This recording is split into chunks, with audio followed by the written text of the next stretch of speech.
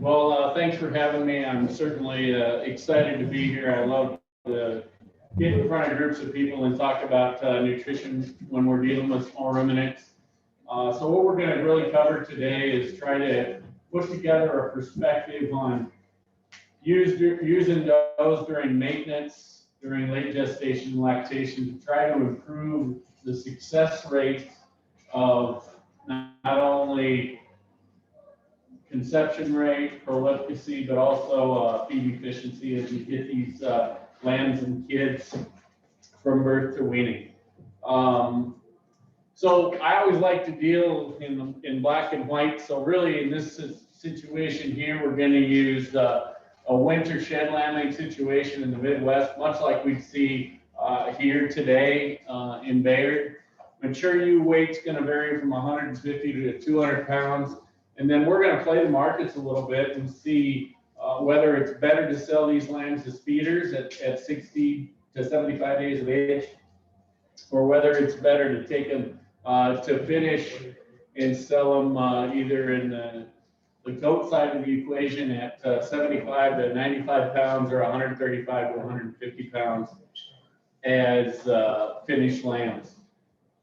As a nutritionist, though, there's some things we really need to know. And I thought Ivan really hit on it well out there, because if I'm talking to producers over the phone, customers that we've met, I need to know what weight of sheep they've got, what breed of sheep they've got, what age those sheep are, the stage of production, whether they're maintenance, whether they're late gestation or lactation, because we'll see it a little bit later. There's major changes in what diets look like when we go from a maintenance diet to a lactation diet.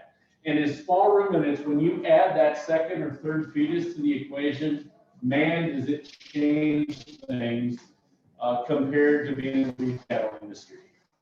Current weather conditions, I thought this week was a great example. I got to spend a couple of days with Julie here in the truck, and we got to tour some sheep and goat operations in southwestern or south central Nebraska here. And one place we went, the ewes were outside, the late gestation ewes were outside, just on the south side of a hoop, but that wind seemed to be just curling around there. And man, was it blistering cold.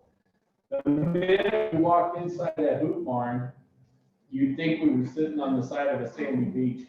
It was so much more comfortable for those ewes inside. And that takes a big toll on what their net energy and maintenance requirements are. And you as a feeder, it costs you more money, and them as a critter, it's a little bit more uncomfortable for them to be in. So everybody who's went through a nutrition class knows this, whether it's human nutrition or small ruminant nutrition. There are 6 classes of nutrients. Some people categorize water as a nutrient, some don't. It is the most essential of all. But we've got things like energy that provide us that provide calories, that provide glucose, that keep us going on a daily basis. Protein is so essential for muscle growth and development in these young lambs and kids. Fats are so important for hormonal development. Vitamins and minerals serve some very, very important functions at a cellular level to make that individual small ruminant more efficient. But I think one of the most important things that we need to remember, especially at this time of the year, there's no more perfect product in terms of a balanced nutrient profile than milk. And the milk of a ewe or the milk of a doe is basically supper for that kid or lamb for the first 30 days of life. So we need to feed the ewe right so that we can sit there and look at her nursing a nice set of growthy, energetic twins. This is a busy slide, and for those of you who don't like to balance rations, you're not gonna like this. But I think there's 2 things that I want to point out here. This is my go-to according to the NRC when we balance rations for sheep and goats.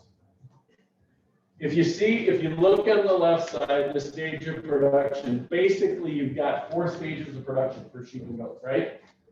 And you've also looked at not only do they eat more when they're in lactation, but we'll show you a little bit later on when we get over to, we've got crude protein, we've got megacals, we've got energy, and then we talk about what Ivan talked about today, desired body condition scores for all phases of production. And you're going to see as we get later into this presentation, the difference in maintenance requirements versus lactation requirements for a set of twins is huge. And you're going to see some huge magnifications in differences of pounds of feed fed. But I think the other important thing is, remember, as we saw those 5 U's out there that varied in body condition score from 1 to 4, look at where we want to be for each stage of production. We want a U to rest in a 2.5 to 3 body condition score, but we'd really like to get her, when she's lactating a set of twins, to 3.5 to 4, because we can never put enough calories through her body once she gives birth to keep her in a positive energy balance. Now, we probably maybe could, but we'd probably be dealing with some acidosis issues. We'd probably be dealing with some mastitis issues. So we'd be compromising the longevity of those ewes in doing so. Signs of a healthy goat or sheep. What's the normal body temperature of a sheep or goat? 102.5, right? Exactly. If they were 102, if they were 103.5, I wouldn't care. One thing I think you do want to remember is a thermometer is a very easy tool to have in the barn to serve as a very quick diagnostic tool to determine how healthy a sheep or goat is. And I'll advise you, whether it's winter or summer, if you chase them around for 10 minutes and then take their temperature and it's 104.5, let them cool down a little bit, because you have a tendency to elevate that. But all these things make sense, right? A healthy sheep or goat's one that's chewing their cud. Their nose is just a little bit moist on the end. And in these son and does here, alert ear. They're not droopy ear. They don't have any discharge coming out of their nose. And then if you look at the back side of them, we want pellets or a loose pile, right? Or a fairly solid pile, I guess I should say. So that's the whys. The whys on the left as to why we're doing the things to garner success on the right, correct? We have ruminants that are supposed to eat grass, a low quality forage, and turn it into protein that can raise a healthy newborn, okay? So today we're going to do 2 things. We're going to talk about these 3 stages of production: maintenance, late gestation, and lactation. And I'm going to try to keep it a little organized in talking about our goals during those times, the diets that we feed during those times, and also some of the nutritional issues that we can run into during each phase of production. Now, if I was going to step out in this world and have another job, I would want to be a sheep or goat that is lambing or kidding once a year, because there is no job where you get more of a vacation than being a breeder. About 235 days a year, if she's not in an accelerated program, she's in maintenance. We need to feed them accordingly. I especially see this in a lot of our boar goat customers. They think they got to feed grain 12 months out of the year. And boy, if you've got any cattle experience in you at all, you look at the feed on those does, and you can tell they're putting too many calories in them, too much starch in their diets. They just don't hold up. But our real goals during this time of maintenance are just to maintain body condition. As the saying goes, don't let them get into a negative body or a negative energy balance, because we want to have them in a positive energy balance as we head into flushing. Because that body condition score going into flushing is going to determine how many eggs they ovulate, and that body condition score going into late gestation and lactation is going to tell you how successful that program is going to be. So we're looking at a 150-pound ewe or a 200-pound ewe, and this is the same for goats. It doesn't matter if we're talking dairy goats or boar goats. We balance these diets the same. Mostly low-quality forages here, right? 3% of their body weight, you're going to, at a 150-pound critter, you're going to feed about 5 1/4 pounds. A 200-pound critter is going to have a higher maintenance cost, so she's going to eat about 7 pounds. The other things that I can't emphasize enough, vitamins and minerals are still vitally important at this time. Yes, feed a lower quality mineral at this time if you want. Provide a block of white salt, but those 2 things are all part of a balanced diet.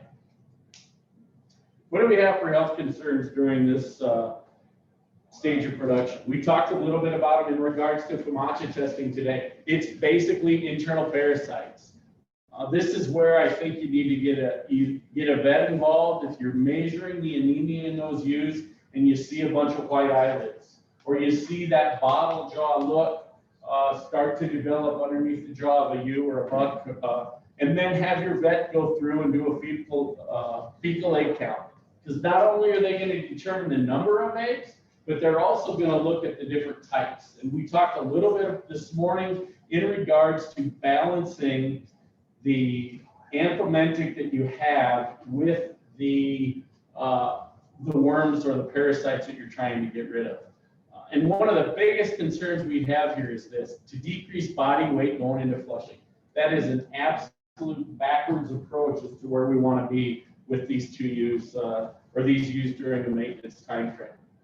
So then I think we need to set up some goals for late gestation. And what time is that in a ewe's or a doe's life? That's 30 days, 45, 60 days prior to kidding, prior to landing. 30 to 45 days before they're going to give birth. 70% of all fetal growth occurs at this time. So if you take birth weights on your kids or your lambs, and you're looking at like our Suffolk ewes will typically drop a set of twins, and we're dealing with 14 to 15 pound lambs.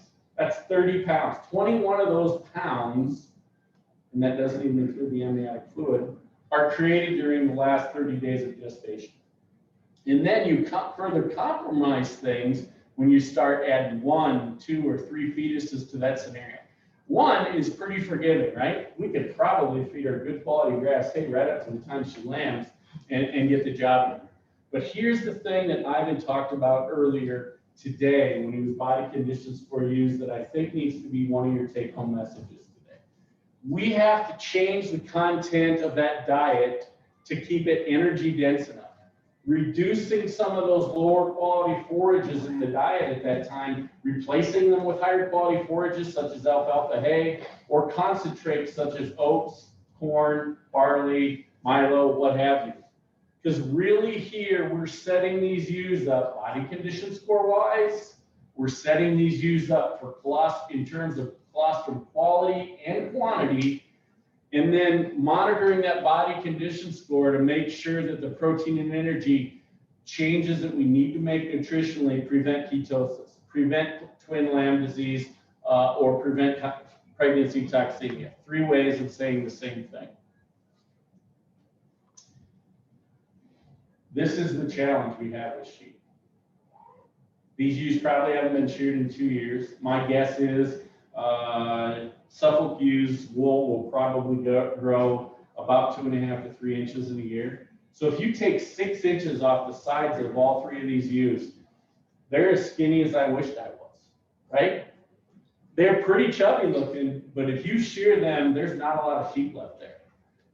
Just like we saw today, those ewes were sheared tight. You didn't really have to handle them. But these sheep, you need to get your hands on to be able to determine the finish on the lambs. It helps to be able to predict feeder lamb weights, estimating weights on ewes, but it really helps to get your hands on them and use body condition scoring as a tool to achieve goals in late gestation and lactation.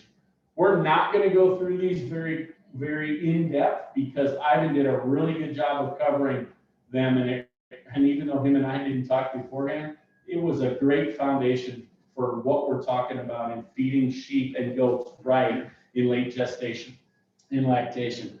I will share with you, unfortunately, this is one of our ewes. She was 10 at this time, and she had her last lamb 2 years ago. And to prove, as we saw sometimes this week, Julie, we saw some real skinny ewes. This one ended up raising the Supreme Champion 4-H ewe at the South Dakota State Fair last year. We were able to manage her through this in late gestation to get enough milk production so that she could raise that lamb. It was a challenge, but it can be done. She doesn't look very good here. And this next picture I'm going to show you that I think even looks worse. A very thin, non-productive, emaciated look. You can see every bone on that ewe's body, and she's got 4 months worth of growth, of regrowth on her. When we talk about ketosis, those ewes being slow to the bump, going down, having that acetone smell on their breath, it's because they're not getting enough calories because they're too thin, or as Ivan said earlier, they're a body condition score 5 and they're producing ketone bodies because they're too heavy conditioned. This ewe is a prime candidate for ketosis, a prime candidate for a very weak lamb. We were able to feed put enough feed in her in late gestation to get her through. Here's a ewe that's body condition score 2. You see the prominence of her hip bones, like we saw in the ewe out there today. And then from her last rib back to her hooks, right there, you can see an indentation there. There's no fullness there. The biggest challenges I have with ewes like this and body condition scored 1s is they're not only at high risk for ketosis, poor colostrum quality and quantity. How many gut producers in here have ever went down to a clip grip and strip or opened the teats on a ewe and you went and stripped that first bed of milk out and it's like butter in your hands? Ever see that? I think there's a really high correlation to ketosis. If you do some data research on those ewes probably had 2 or 3 lambs in them, were in a low body condition score when they lamb. It gets better after 2 or 3 days, the milk usually thins out, but it can be a real challenge, and it can also prevent those lambs from getting the amount of colostrum that we require them to early on. So very, very important. Watch that picture right there on a body condition score 2, because that was that same ewe a year earlier. What did she do? She had and raised a set of triplets by herself, but you can see how much fuller bodied she is. You don't see the prevalence of any hook bones sticking out. So what causes these ewes to be in these low body condition scores? Well, there's some reasons right there. Parasite resistance, internal parasite, didn't recover from the previous lactation. That would be this ewe's situation right here. Age, loss of teeth, jaw abscesses, or poorly balanced diet and inadequate dry matter intake, right?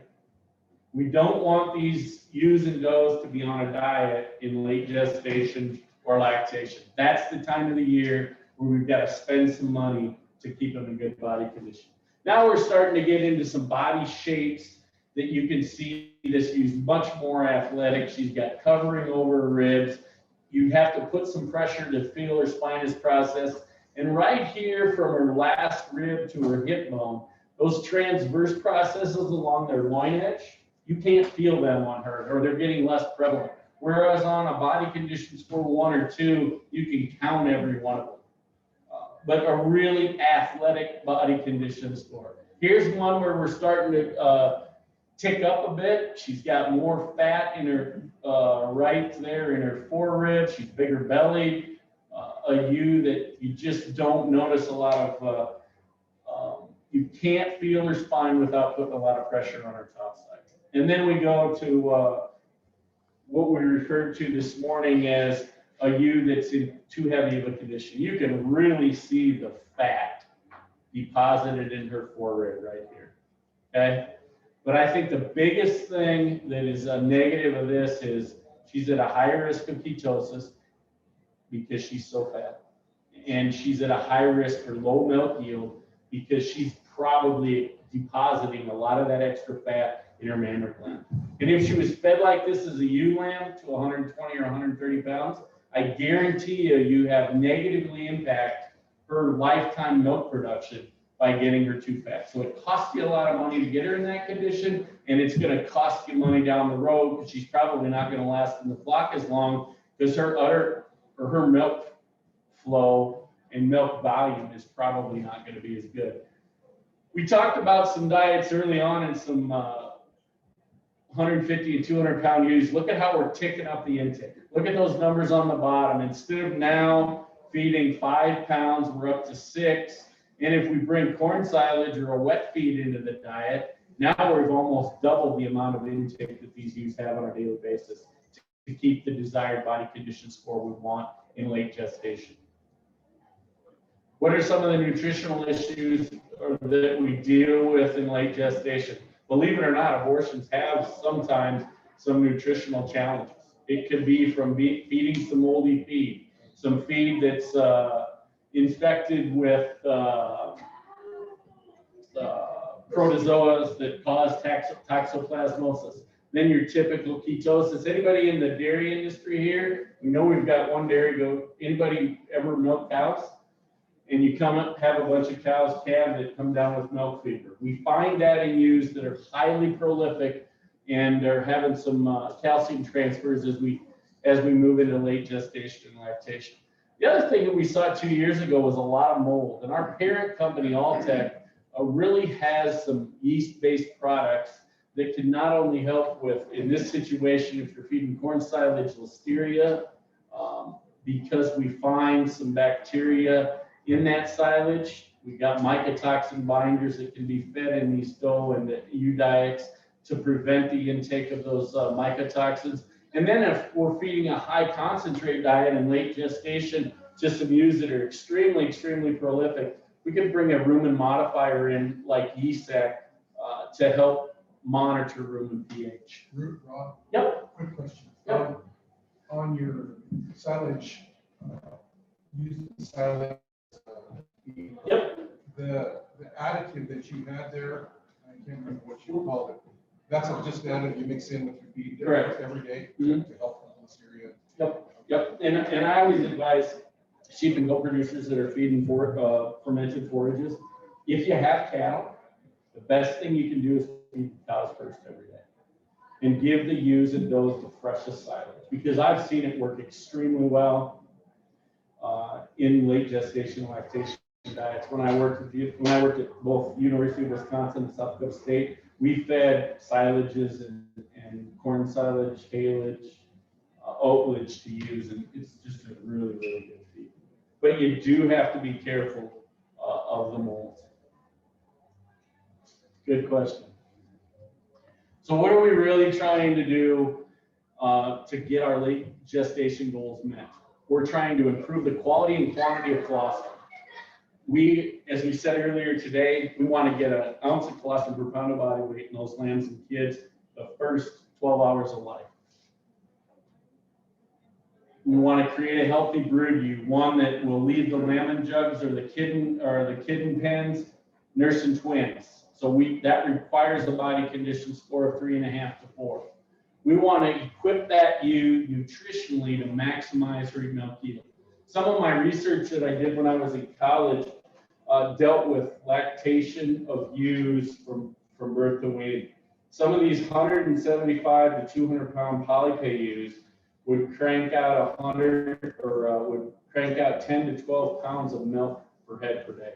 If you calculate the amount of pounds on a percent of body weight basis, they were doing almost 10 to 12% of their body weight per head per day, versus a 1,500 pound cow or a 1,200 pound cow that might be giving you 25 pounds of milk. So you understand the dynamics of needing that really highly concentrated lactation diet to meet the energy needs those ewes have and those lambs require in terms of the amount of milk that they have. We talked a little bit about this, improved lamb performance. Birth weight, we want them to be really aggressive and jump up and want to nurse. And one of the keys to that is getting them fed right in late gestation. Round adipose tissue production is about 5% of the body mass at birth in these kids and lambs. And as Ivan said earlier, it is the first fuel that gets them to get up, to go find the teat, to nurse, and it'll keep them warm for the first hour or two of life. Then after that, if they've got a full belly and they're eating colostrum drinking colostrum the way they should have the vigor to survive this kind of weather. If we can keep them out of the wind, keep a draft off of them, keep them bedded well, and keep their bellies full, they are definitely going to be able to withstand very cold temperatures. So Julie's got a really nice setup out there. At my place, I don't. We shear our ewes, Suffolk ewes in May, and they have a short enough fleece when they lamb in December that I don't have to worry about a lot of snow being drug in and getting the barns wet. This is a decision that I think everybody has to make on a farm by farm basis. I think it is best to shear ewes 4 weeks prior to lambing. But if you don't have the facilities to do it, you can crutch out around their ball and shear their udder and crutch the rear flank so that lambs can find the teat. You can, as a shepherd or shepherdess, identify those ewes that are close to lamb and keep them clean from behind. But I think we need to understand to shear or not to shear increases the energy needs of the ewes by 15 to 25%. That's real data. You turn around and look at those ewes that you feed the same diet prior to shearing as you do afterwards, and after a few days like this, you can literally see the fat and the protein be burnt off the tops of these ewes. It exposes them to being more prevalent to ketosis. Plus, now all that body conditions where you put on with good nutrition is gone, and now you're trying to play catch up in late gestation and lactation, and it's hard to do. But having these ewes sheared keeps the barn drier, the lamb inside where it's warmer, and the lamb certainly can find the teats easier on a shoreline. Now we've got through maintenance, the easy time of life. We've talked about late gestation, which is anywhere from 30 to 45, and in real thin ewes, 60 days prior to lambing. And now goals for lactation. In my opinion, lactation in ewes that are getting weaned at 60 days probably only last 30 to 45 days. Peak milk production in ewes and does, not lactating, not dairy does, meat goats, and most all breeds of ewes, other than the dairy ewes, is going to take place at 23 to 28 days into lactation. So we need to make sure that we have them the right body condition score, and we are prepared to feed them for 6 to 12 pounds of milk yield per day. Okay? Feed the ewes right, feed the lambs right, because this is the most efficient time of their life to put on or to put on weight. And these ewes have to work for 45 to 60 days before they go on about a 235-day sabbatical. In the lambing room, I emphasized how important it was this morning. Clip, dip, and strip. Clip the navels if they're super long. Dip the navels, and I'm really big into dipping as opposed to spraying. I saw that Julie had a sprayer out there. I'd get a navel cup and put them in there. Put iodine in there. Dipping those navels is a better cure for navel ill than I think spraying. Then strip the teats. To me, this is the one time that, other than taking weaning weights, I make my biggest replacement ewe lamb decision right here. The shape of the udder of the ewe, the proximity of her teats in relation to her rear flank, the size of her udder, the size of those teats, and then when I'm opening those teats up, I can determine how much milk flow she's going to have based on the softness of that udder and how much milk we'll get down. And then obviously the first couple days, check those ewes for udder entering, especially those ewes that are only having one lamb. And we have a really cool product that we're trying in some sheep operations in South Dakota as we speak. Alltech has a product called Deodorase. It's made from the yucca plant, and what it does is binds ammonia. Dr. Lyons, when he was still with us, would give us this demonstration where he had ammonia in a Ziploc bag. He'd spray this Deodorase in there, and then he opened the bag and you could smell it. It's just the craziest thing. So we're trying that. I think that there's some real value in that product in the lambing room, because if you've got a confined lambing room where even if you're cleaning jugs between every ewe coming in, it really gets tight in there sometimes. Colostrum is so important. It provides sustenance for those lambs, passive immunity, and it really has an laxative effect to clean out that digestive system of the lamb. When you have a ewe with a lot of colostrum and those lambs in 6 to 12 hours after they're born fill up like ticks, it's really satisfying to know that we've met the goals of our ewes when we body conditions for them prior to getting into gestation, and now we're in our lactation period. Just really good to see ewes with a lot of colostrum, because that's going to set that lamb up for a lifetime of success. Not only in the feedlot if it's a wether, or if you're into selling genetics, but also it's really, really important in ewe lambs and doe kids, because it's going to affect lifetime performance in your herd or flock as we move forward. We have a product, and we talked about it a little bit this morning. This is a really easy mixing product, and as I've gotten more gray hairs, I really, sometimes late at night, early in the morning, don't want to bend down and milk those ewes out and get colostrum. This is a yoni speed-free product that mixes extremely well. A quarter cup of this product per ounce or 4 ounces of water, and it's just as good as colostrum. I probably had 4 or 5 lambs this year that didn't get the amount of colostrum they needed. I substituted this, and their health has been extremely, extremely good.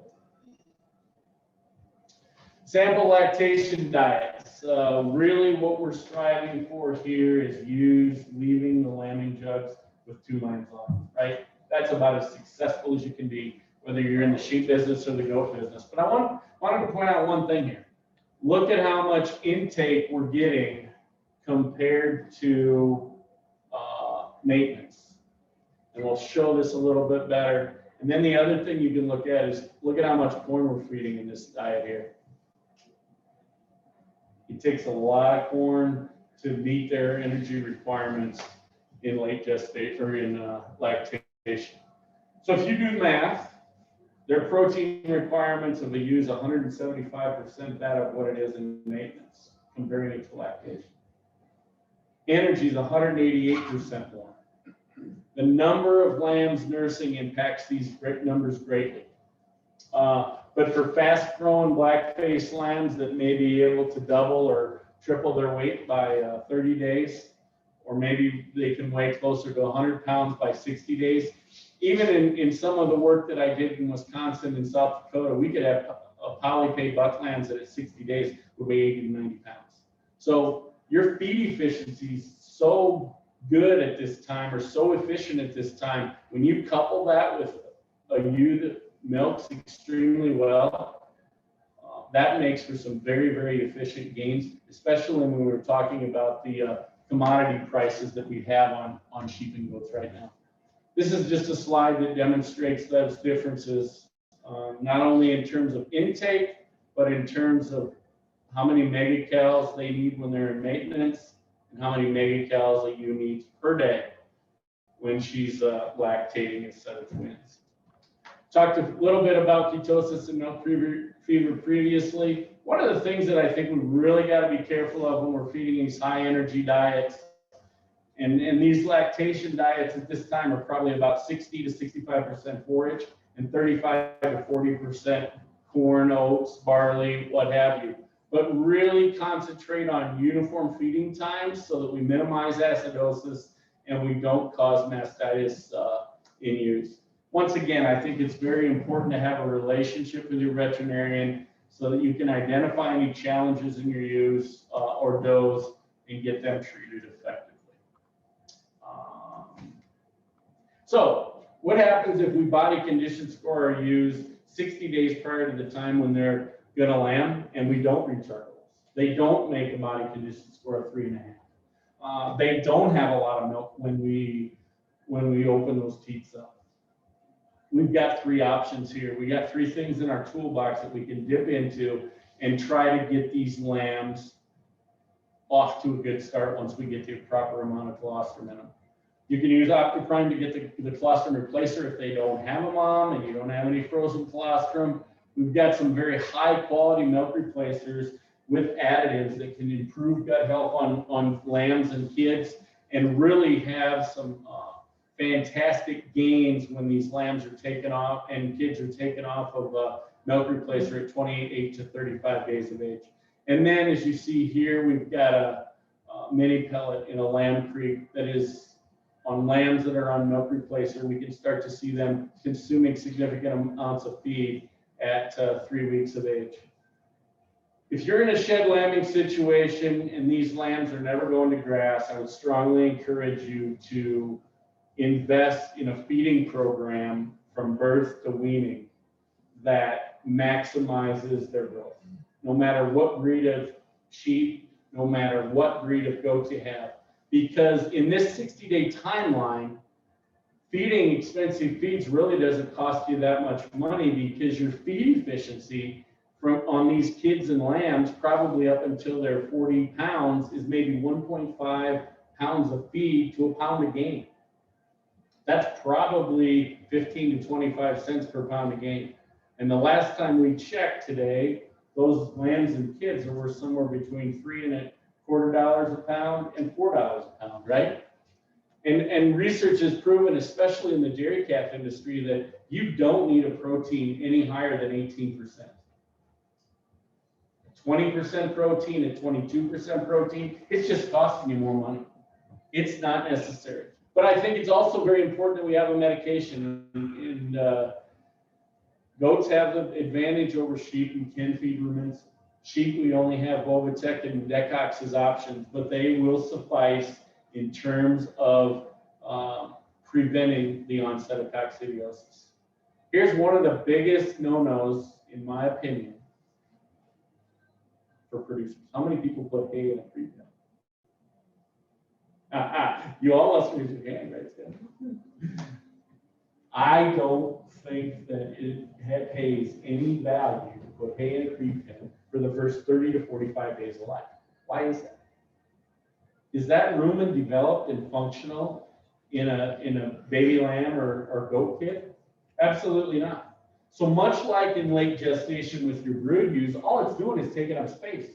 Let's put a feed that's extremely palatable, that's highly digestible, and they can utilize the protein, the calories out of that, and not take up a lot of space. So what we're really trying to do here is develop the rumen. And I don't know if you can see this, but the rumen on the left has a bunch of long finger-like projections. It almost looks like a rub. But the rumen, the inside of the rumen on the right is flat. There is no finger-like projections. Those finger-like projections, microvilli or papillae, that's what a ruminant uses to absorb 80% of all the energy that they're going to intake in their body. Volatile fatty acids account for about 80% of all the energy, and they're absorbed in the rumen. And so if we put these lambs and kids on a mini pellet or a cracked corn oat mini pellet diet that's 18% protein, we're going to develop our rumens like this. So no matter whether those guys go to a feedlot, whether they're put it back in the herd or the flock, they are set up for a lifetime of very efficient, healthy, and good production. They're going to make money. And realistically, up until they're 60 days of age, how many total pounds of feed is a lamb or a kid going to eat? We hope at 30 days of age, Suffolk lambs will eat a half a pound to a pound of grain a day. But from 30 to 60, even if they eat 2 pounds a day in that time frame, that's only 60 pounds of feed. At 15, 20 cents a pound with increasing grain prices, that's 8 to 12 bucks. Go ahead. So is your target protein, you want it around that 18%? Yep, as a, Can you go higher? mm-hmm.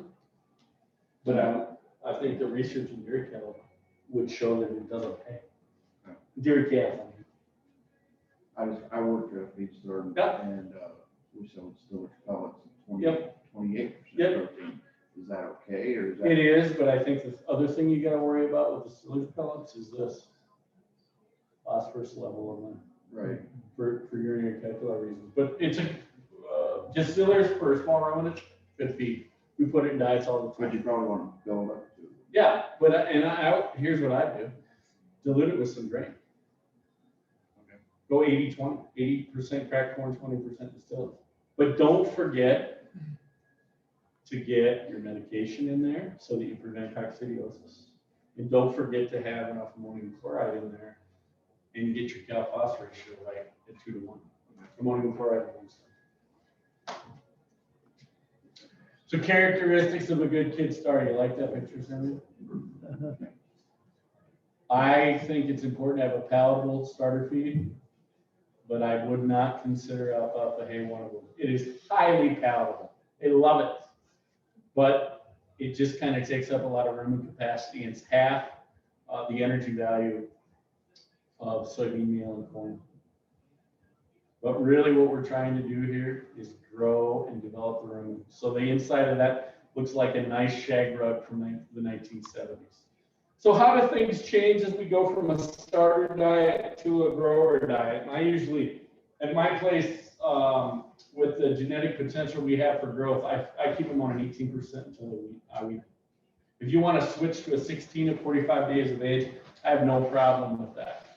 But a grower kid and lamb diets, drop the protein, and I think that I try to keep things as simple as possible, using KISS philosophy. But put things on a self-feeder. We talked about giving Clostridium shots this morning, for sure one, and then a booster. And self-feeder, for those of us who have jobs off the farm, is a really good way to get good, efficient growth in these kids and lambs, but yet minimize the amount of labor that we have. But keep the feeders full and really watch out for very high moderations in intake during hot times, or if your feeders are outside during rain events. And probably the two biggest challenges we have are bloat and respiratory issues. But I would argue with you that guess what these trace back to? Not getting enough colostrum on birth. I think that it all relates back to that. But I think if you're keeping replacement ewe lambs or does, self-feeder needs to come away at 50 pounds or 80 pounds. And then we've got little diets down here that we can use at 3% of their body weight. We can formulate a diet that almost looks like our late gestation diet for our ewes to feed our growing ewe lambs and does. And the same thing would be true for growing buck lambs. To finish or not to finish, right? Julie talked about taking her lambs to Fort Collins last week. Very wise decision, because I think that as grain prices increase, is she going to make more money taking those lambs to 135 or 160 pounds? You as an individual producer have to make that decision based on the genetic potential for growth of your lambs and kids. What's your feed efficiency? When they're on a starter diet, it's probably 1.5 to 2 to 1. On a grower diet, we're looking at 2.5 to 3.5 pounds of feed per pound of gain. And then when we get on finishing diets, that's where genetics and breeds play a big, big role. And the heavier we take them, we can see some of those feed efficiencies balloon from 4.5 to 5 pounds of grain, all the way to 7 to 7.5 pounds of grain per pound of gain. And then you have to factor in, is it worth it? Are you covering your ewe costs or are you covering your break even? And then I think as we're selling lambs as feeder lambs versus finished lambs, you need to know what your ewe cost is on an annual basis to run. Is it $100? Is it $120? Is it $150? Well, if she's only having a single and I'm selling an 80-pound lamb for $2 a pound, I can make a little money on her if my feed cost is $100 a ewe, but if it's 150 or 160, I'm not going to be making much money. So that's one of those decisions that you have to make on your own. Here's 3 sample diets using a 40% starter pellet of ours or a 40% starter grower pellet of ours to get you an 18% starter, a 16% grower, and then a 13% finisher. All these diets meet specs for protein. We got the cal-phos ratio right to minimize urinary calculi. And I think 2 of the most important things that we have to remember when we're putting these diets together is particle size. Crack that corn when they're below 40 pounds. Feed it whole from 60 pounds up. And then if you do have some corn that was super dry like last year's was, let's add some soybean meal or soybean oil, or molasses to cover the dust and assure consistent intake. Okay? Any questions? I almost put a couple of you to sleep. I'm doing my job. Yeah, comment on that alfalfa hay. I agree, after 30 days, that's probably that magic point. But, if you start seeing them eating it out of the bunk, where you're feeding it to the ewes and stuff, is that kind of an indicator that that's about the right time? Or, yep, and they'll probably start doing that at 2 weeks of age. Yeah, they just nibble on it. And I just let them do it for the first 4 to 6 weeks. And then I provide some forage to them. Because then you know you've developed, if you put them on a starter feed, you've developed that rumen extremely well. And they're ready to roll on forages then. I think once they're rock and rolling on creek feed, a little alfalfa is probably okay. Beneficial, very beneficial. But let's just make sure we get that rumen developed and functioning first. I was gonna be embarrassed to raise my hand against that question. So no questions? Good. But I do have to, I will tell you this, Hubbard and Crystal Lakes have really made a commitment to small ruminants over the last couple of years. I don't lobby for jobs very often, but I did for this one. Not only do I have a huge passion for the small ruminant industry, I think it's a place in the feed business that gets neglected. And we have made a full-fledged commitment with our new blueprint line of feeds, loose minerals, and barrels to put together a program that's balanced nutritionally for sheep and goats. We're very fortunate to have our parent company, Vialtech, a company that is research and nutritionally invested in yeast-based products that help with gut health. That you've heard of Biomoss 2 if you've been in the cattle business, or Biomoss 2 in the cattle business. We talked about yeast sac and Integral A Plus products that just enhance gut health. And we've had these products out for about a year. We've got a whole line of commercial goat products, both on the dairy and the meat goat side, a whole line of commercial sheep products that involve complete feeds, balancer feeds, protein and vitamin trace mineral balancers, and minerals. We have a website that's devoted to sheep and goats. You can go and read more about those products there. And Julie's here, John's here, I'm here. If you have any other questions, we'd be happy to answer them for you. But what have we seen over the first year of having these products in producers' hands? Anecdotally, we've seen ewes at a younger age exhibit their first estrus. John's got a really good flyer that shows what a good mineral program over 2 years yielded producers for a lambing percent, and what a blueprint program yielded for producers in terms of the lambing percent. It's a bump of 22%. Now, if I've been in the sheep and goat business a long time, a 22% improvement in lamb drop is a huge game changer. And all we did was change the source of the minerals we were using. Organic chelated minerals. I think we're the only small ruminant company out there right now that has 100% organic chelates in these blueprint products. Plus, we've got the yeast additives that just help to maintain gut health. The colostrum quality, the improved vigor and health at birth. And then the other thing that's really interesting is once you get the bad bacteria like the E. coli's and salmonellas out of the gut, which Biomoss has been researched, proven to do, you're taking a lot of the energy that those bugs would take out of these critters, and you're making it available to the animal to use. So we're seeing improved body condition scores coming off of grass and going into late gestation because the net energy of maintenance requirements of ewes and does is less because they don't have that huge pathogen load in their gut. So we'll be around a little bit to talk about these products. I'm going to leave a bunch of cards here. So if you want to contact Julie or myself or John, I'd be happy to talk to you. I've talked to producers all across the country over the phone. Love to work with you on your nutrition program. Yes, sir. Just a question about running ewes on like corn stalks. Yep. What kind of, what kind of protein we're looking for as far as percentage wise on the ewe, like just maintenance? Probably.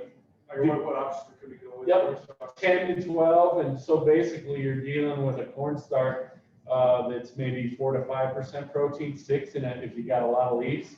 So what I'd really like to do is take the sheep licks or the goat licks tubs that are about 16 protein, and then strategically place them in the cornfield so that I can get those ewes and does to cover the entire field and really glean highly digestible leaves off of that. And then if you were putting a TMR together to go out and supplement them, I'd probably be at 11 protein and a net energy somewhere in the 30s, depending on where their body condition was. Good question. 2 options you got there: barrels or TMRs. What about using a combination of like, dry soil backward, Mhm. something? Yeah. Yeah. How much would you use per data, like, just something, I guess I should say. Yeah, and so that depends on breed, stage of production, body condition score, Like, that's like Julie's. Yeah. Used for. she could probably get away with half or 3/4 of a pound. And those bigger ewes that I didn't have there, I think you'd be, if like the ewe that's in a body condition score 4, I mean, she's so ideal for a ewe in late gestation. That one you could probably get away with just forage right now. But then a ewe like her that's in that kind of condition, maybe a half to 3/4 of a pound, but the body condition score 2s, 2.5s, I'd probably have those ewes at 1.5 pounds, 60 days out from birth to be able to build that body condition score up. To add to his comment, that's kind of what we do at our place, except we're not on corn stock, but we're on more irrigated pasture. So I should probably take some grass clippings sometime to test it. It's probably a little better quality than corn stalks from a protein standpoint. But that's basically what we've been able to do, is just let them graze that, and that's pretty much it, and we use the Christmas barrels. And then once we get about 30 days, 45 days ahead of land, we will start feeding alfalfa. But his ewes are in great shape. That's kind of the protein supplement, I guess, that I look at, if it's beyond using some barrels and just for alfalfa. And it's, I think it works tremendous, and I really think that having that gut cleaned out with some biomass in that supplement has really helped us with that body condition. And I would be able to. Yeah, in the last few years. The biomass that we used in that blueprint demonstration that we got there, where we got a 22% bump in lambing percent, I think was the secondary benefactor for getting those number of lambs born. But the primary one was the chelated trace minerals. The bioavailability of those compared to your regular oxides and sulfates is so much higher. It's fun lambing when it's going that well. Lambs are just jumping up and going. Do you come to sell the odor control? Mm-hmm. So I'm glad you brought that question up. There's two things that we do. One, you can mix it with water and spray it on, but to me, that just seems counterproductive to keeping a dry lamb, right? So we now have a product that we just came out with. Actually, I just got it developed here last week that we call Barn Fresh. And you can feed that at a quarter-pound feeding rate per ewes prior to going into the lambing barn. And we'll be sharing some more information on that. But I think it's a real potential game changer, because you and I both know when you get into a lambing barn, it wants to drop you to your knees when you enter it. How does it have to be for those lambs and kids that are at floor level, 24 hours a day, they can't get down there? It's a big game changer on respiratory issues and just overall health.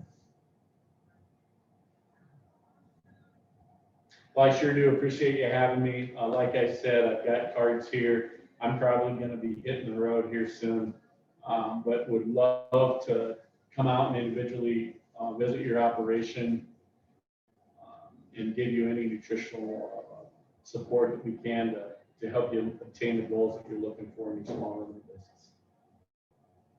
Okay.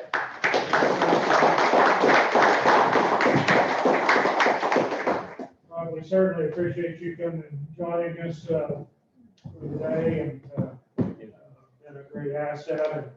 And Julie's here, and John is here locally for any follow-up. And they can get in touch with him, and we'll get him back here someday before too long. We did want to introduce you just never know what you're going to find when you travel around.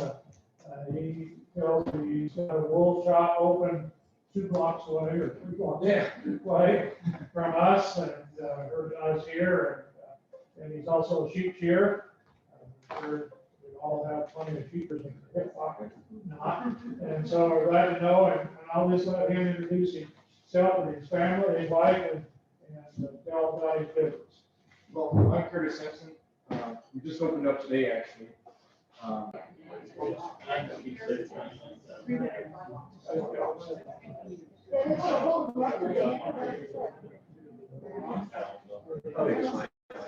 you going? I'm gonna go. Okay, I'm gonna do a little bit of our membership benefits. Everybody knows.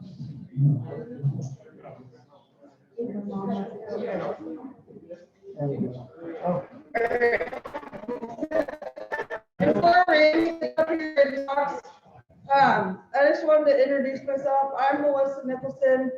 I'm the correspondent secretary and the newsletter gal for the Nebraska Sheep and Goat Board.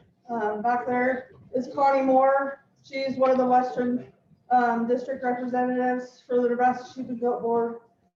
Randy's on the educational committee, and also Ivan is. We have two other board members in the Western District, which are Aaron Fitnall and Harold Johnson from Hyannis. Aaron's from Alliance, and they were both busy today. But I just wanted to tell you a little bit about the Nebraska Sheep and Goat Board, or the Sheep and Goat Producers Association. We're just a group that wants to support our industry throughout the state of Nebraska. We do several different things. We have our lambing and kitting clinic. We take lamb meat and goat meat down to the Nebraska State Fair, and we cook it there at the Nebraska State Fair and let consumers taste it so they get to know what our product tastes like. We also have our annual convention, which was in Alliance this year. Next year it's going to be in Norfolk, I think. Yeah. We try to have it in each district or in district every other year. So next year or this coming year, or this year, it's going to be in the Eastern District. But I also wanted to let you know, inside your packet, there's a membership form that you can look over. But some of the membership benefits are sheep producers. They receive a membership to the ASI, which is the American Sheep Industry, which gets you the sheep industry news and also some updates all the time from the American sheep industry. This year for our goat producers, you receive a membership to the American Goat Federation, which gives you all kinds of neat things. They have free marketing pages for goats and all kinds of good things. Yeah, they have a records keeping program. So I just wanted to let you all know that. Membership is $45 a year for a regular membership or $125 for a business membership. Business membership, you get an ad in our newsletter that comes out, which is another part of the membership. And on the website. Still working on that part of it, but it will be on the website. Yes. That's the one, the other thing for the goat producers, this fall, probably in Oh, yes. September, there will be an AI clinic in probably in North Platte land. There'll be, it's a 2-day course, and so you can go and literally take a goat if you want to and learn how to AI, and there'll be opportunities to buy semen there from the company. So if you're interested in AI and you want to do it yourself, there'll be an opportunity. It costs quite a bit to enroll, maybe $250. Yeah, we're still finalizing all those details, but So around the 16th. around the 16th of September, We're kind of finalizing the day. finalizing days and stuff for the goat AI clinic. Also in May, there's going to be a beginning shepherd field day up in the eastern part of the state, Northeast part. northeast part of the state. So we try to do things all over the state. Plus, we like to do stuff for us out here. And we realized that there's a lot more of us goat and sheep producers out here than Western part of the state. So we need to touch on it. So, Might add also, we're always looking for opportunities to have educational programs. We don't want to try to beat the drum too much, but I visited with John a little bit about possibility maybe getting together sometime early summer, late spring, and concentrate maybe on some grazing, and some other aspects of the sheep and goat here in western Nebraska. We recognize that the state is a long ways across from east to west, and I'd like to see as many of the activities out here where they're reachable as they can be. But that's not a done deal yet, but the board doesn't even know what we're talking about.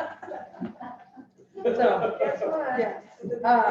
So if we have any other questions about membership or anything? What? Oh, the other thing is you have a, evaluation form in your packet also. Don't forget to fill that out. Leave it at the table before you leave. We're also having our second annual photo contest. If you're a member, you can submit photos. Last year, our photo winner was Brittany. And your picture, this year we have 4 categories, but your picture will be used for promotional items throughout the whole state. So, any questions, let me know. Yeah, and on the valuations, if you don't feel comfortable putting down how many animals you have, that's okay, but please fill out the other parts. Yeah. That helps us improve. It our helps program. me as my bosses, but it also helps us as an organization do a better job to meet your needs. So, my name is Randy Sainer. I'm an extension educator out of North Platte.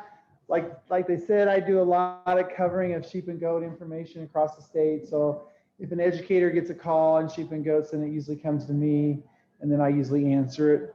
And sometimes I may even talk to Jesse on some of the, the stuff on sheep quality assurance, because he's really educated in that area. So it's kind of nice that he's got some sheep background now. So at least I'm not the only one that has stuff going on.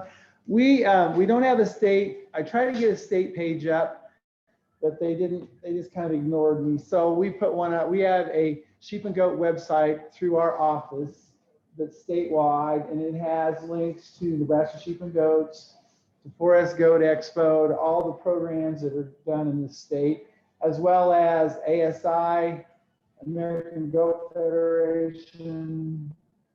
What else? And I've got some from E-Extension on there too. So there's lots of good sources there that will pinpoint you to things on that. So you're always welcome to try. It's kind of a long name. I'm sorry about that. But if you go into Extension and you can kind of search for sheep and goat stuff, I think it'll go to that site. And that's my email and my phone. Always welcoming calls. I do some rations once in a while for goat producers. I've done a few for sheep, and more probably for goat producers than I have sheep. I'm still learning my sheep information. Probably more experienced than goats, because when I was in Missouri for 15 years, we had a large goat population. I had like the top 3-4 counties in the whole state for goats. So we did a lot of sheep and goat programs. We also had sheep. That's how I knew what the Jacob sheep looked like when he said that was a Jacob cross. I'm like, yeah, it looks like it. So, but we're going to talk a little bit about getting ready for getting in lambing facilities, and I'll show you some pictures of some that I've found. Some of them are off the internet. Some of them I've taken from places. Of course, if you're kidding in the spring and it's warm, these work fine, but they're not going to work in the winter for goats. Goats have to have some protection. They are probably more susceptible to cold than sheep. Okay, I would say they're more picky. I'd say you got to be a little more careful with them because they are more fragile. Where were goats originated? Not in cold climate. They were originated actually in desert climates. So you got to kind of keep that in mind when you're working with goats versus sheep. There's just some pictures. This is kind of a barrel with the heat light in it. That's a nice, the hot area. The babies go in, the moms can't get in there. Here's one where they've got a little creep area that they can get back in. And I've got some pictures of a local. This is Corfields. There's Sandhills Boer Goat there in North Platte. I went out to their facilities. These are all homemade pins, just a piece of plywood between, you can see where they go in at. That just slides down, shuts them in. They're usually in there for 24 to 48 hours. This is just a picture of a creep area where you can see the creep feeder here. And if you notice right here, like you said, goats can get in really easy. They can really squirm around. That pole helps her keeping the mother goats from getting in because it's hard for them to get by. But she says, and this is another creep area, you can't make it too big when it comes to goats. It's got to be pretty small for those babies because those mothers are good. And just here's some babies eating the creep. This is a milk stand that she uses kind of like yours, that you put your goat in, you can lock its legs in. She'll actually put babies on there and let them nurse to help with that. If you need to milk out a goat, she can do that. And they have a few dairy goats, so once in a while they milk goats too. But she said it works pretty nice when she has a goat that's not wanting to take its baby. She can put it in there, put the baby up there and let it nurse. This is the outside of this building. They have like an outside pen with a trough. They do not have anything over the trough. She said they just kept knocking it out. But every morning she goes by with a scraper and scrapes them all out. Because you know how goats are, they like to get up in there. And that helps keep down that coccidiosis and parasite issues. She said it just one of those scrapers you use on the wall, or if you want to put on some plaster Paris, you can just take them and go right down that and they'll clean it right out. These are some lambing. This guy is from Ravenna. He's got like a Morton building, a big Morton building, kind of like yours, only bigger. And then he's got these pins. So he has a loafing area for the ewes that haven't had babies. As soon as he sees them start getting ready to lamb, he'll put them in one of these jugs here. And you can see these jugs. She's got a lot of babies. And condition score on these ewes I thought were a little low. When we were there, we did a tour there. It was in April, about 3 years ago. But he got a grant to put up this building, got a low interest loan being a first time producer. And he's got a lot of ewes. And what he's doing is he's buying old ewes out of Wyoming and using them for 3 or 4 years and then selling them. This is a nice facility. I think I got this online. I don't know where this is at, but you know, it just goes to show you don't have to have fancy pins, but you can make what works for you. This is a nice large operation. This came out of Premier here. You kind of see a little bit on the advertisement, but you know, there's a lot of ways you can make jugs. It's not that hard. This is the Kelly Bruns operation there in North Platte. Kelly used to be at South Dakota State, so he knew the guy that spoke before. But there, you know, there's a list of all the sires and the babies there. There's their lambing supplies. These cameras cost them $35. They put 2 of them in there, so $70 total, and it covers the whole barn. It does. This one did do like half of it, and then there's another one at the other end that covers the rest. You can see this is one of his. So they have an old horse barn, is what they have, and it's been there for years, and they just put these pins in and made it a sheep place, and then it's worked out really well for them. You can kind of see this is inside. This is after they're out of the jug. You can see the lambs can kind of get in the creep area here. You see the ewes over here. Again, creep area with the heat light. The nice thing about heat, it kind of pulls those lambs away from those ewes. It'll kind of pull them away so you can get a place for them to eat and kind of get away. Another picture of their creep. The brand of those cameras are Wayne View cameras. That was one of the questions last weekend Yeah, okay. on the Zoom call. I didn't know what they were. To be right honest. I was on to, yeah, they asked what kind of brand. Wayne's it was. View, okay. Some people have spent as high as $75 to $100 per camera. And I think they got these off the internet, so you can kind Yeah, of she see. said Amazon. Yep.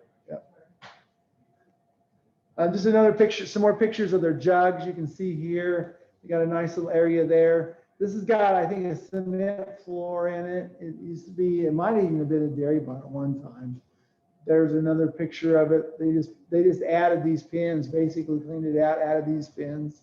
It's fairly easy to take care of. They got some fans in there if it gets too hot for some ventilation. in my little picture here. I'll get that. See if I can just minimize that. There we go. And they also use paint brands to kind of identify the ewe for a while, so they know what baby goes with which ewe, because they don't put tags in them right away. So, so it works quite well, you know, for long enough that they know which ewe goes with which lamb. A drop pin, which means after they're done. Of course, there are heaters there. I've got a little bit on just cleaning, but these barrels work really nice. You can kind of see, this probably was an old one that was on a road at one time or another. Just cut out an area, put a heat light in there, and the baby lambs can go in there. We'll do maybe a little bit of this. We'll see if this is going to work. I don't know. I think I got it to work last time. So we're gonna see. That just like a underwater over there. Yeah. Yeah, it's nothing real fancy. Okay. That's what happened. We're going to see if this works. There we go. There we go.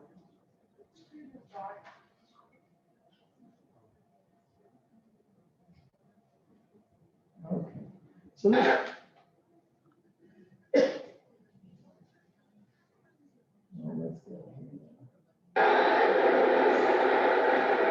Just a little bit of cleaning, the importance of cleaning. This is from a gal from Canada. They have a hoop barn. You've probably all seen this, but she pretty much takes care of the sheep for the lion stand. And really regretting doing this tonight. the importance of cleaning is what I just want to show you. She's really cleaning it out well. There's a few other pictures of it. We've been working around the clock trying to get corn harvest figured out. So they have other things besides the sheep. For me. However, it's a rainy day. It's actually late in the day. We did corn all morning today. The dryer's full and it's raining. So I'm going to take advantage of this afternoon to start cleaning out these pens. There's their hoop barn. You kind of see it.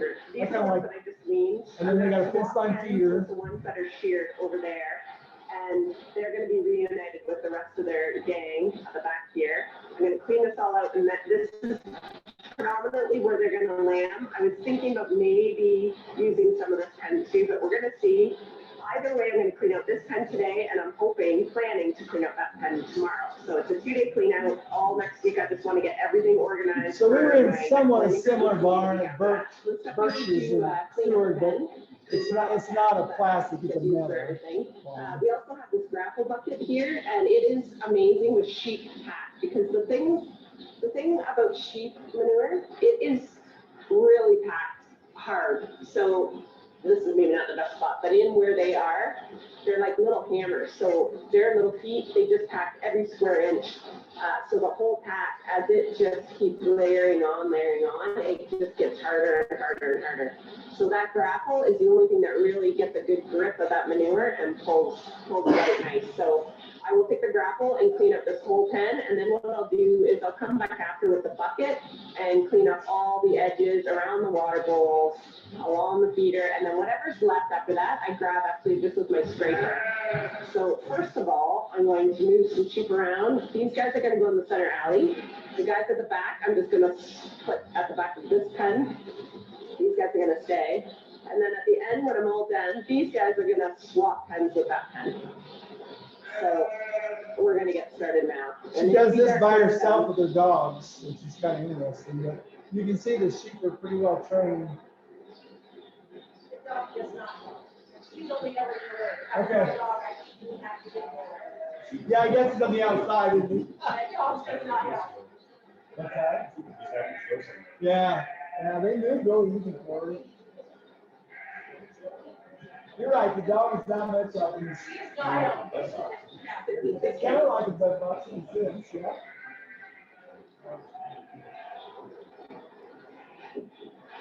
We want to watch this whole thing, but if you ever want to get on, she has a lot of good videos. She's from Canada. This facility is a little cheaper to put up at than another building, but for life, if it's not going to be as long. That's the thing. She got a picture of her husband there. Grammarly is your personal writing assistant Oh, well, for we gotta clear get through emails, this. confident messages, stronger essays, and more. Because There sometimes we are. We'll just do a little bit while we're here. We don't need to- But this allows her to do it pretty much all herself. I love how you kind of say everything.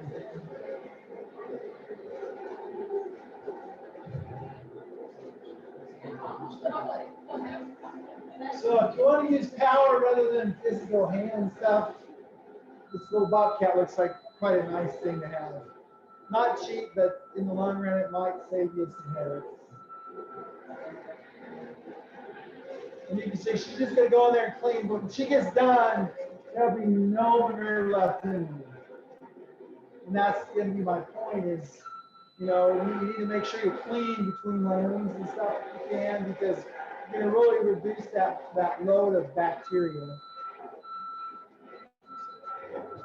Yeah, we're not gonna watch this whole thing. So. In fact, I didn't even watch it.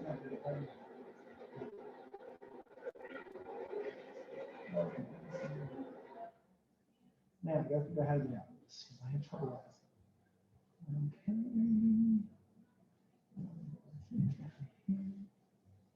Okay. Let's go back here. Okay.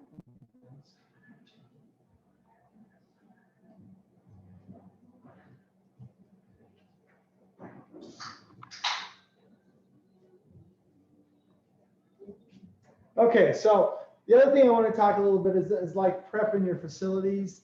You know, a lot of people use, you know, barn lime to kind of hold down the moisture. The thing about that and the difference between that and hydrated lime, I looked at some research online. Hydrated lime is going to do a better job of, of helping with killing bacteria and stuff.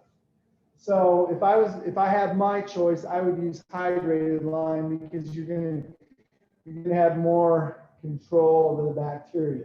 However, it doesn't last forever, just so you know. It's probably about, the research I saw said reduced bacteria and stuff about 10 to 15 days, okay? And so, and this is really, we see this in our hog pens, it's pretty strong stuff.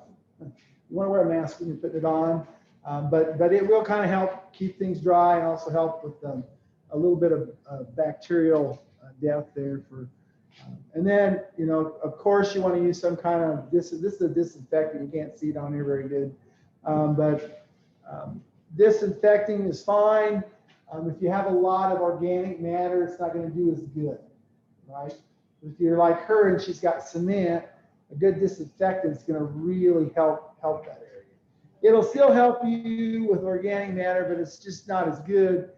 That's why the hydrated lime might be better to put on there, and then maybe spray with disinfectant. This is chlorhexidine, I think, here, just another disinfectant that you could use. And of course, you know, if you got people coming in, that's a good one to use on a foot bath. Keep people from bringing in other bad things that you don't want. But a thorough cleaning of the facilities before kitting and lambing season is really a good idea. And you know, if you're doing it twice a year, it just means you got to do it a little more often.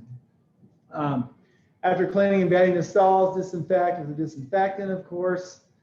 You can wash with a disinfectant solution or treat the floor with lime before putting down. Clean bedding, like I said, hydrated lime is really more effective than regular lime.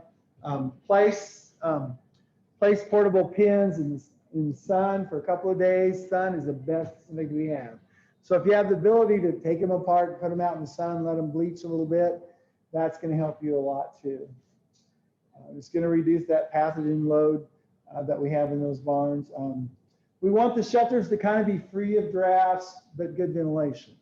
So if you have it completely shut up and there's no ventilation, you're going to have pneumonia problems. You've got to have some kind of ventilation through that system. When we went to Birch's the other day, they have those big, they're called big ass fans, sorry for the word. But what they do is they help in the summer and the winter. So in the winter, they have them going down, so it pushes that hot air from the roof down. In the summer, they have them going up, so the air comes up. And they said that really helped. Plus they had some just mobile fans in there, so when it got real hot, that could move air this way. So really, and then they had a lean-to on, kind of like what we saw on her place where she had the lambs and the ewes, they had their yearling They're using it, we're gonna kid later on out there, is what have been. And so, shelters, we talked about that. Clean your heat lamps and check and make sure that, you know, they're not out there out of the reach of the mother. If you got goats, I notoriously hear people say, yeah, our barn burned down last night because the goat got the cord and killed the goat and burned the barn down. Goats are bad about that. They're curious, they like to get into it, but sheep too. Just keep that cord away, make sure that mother can't get to it, because if you don't, you'll be building a new barn because they'll burn it down. Randy, what did Burgess say about their sparrows and the birds? They shoot them, and they also trap them with some bait.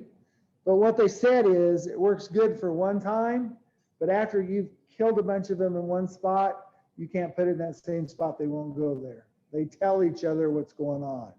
So he said you got to move it around, and he had a gun.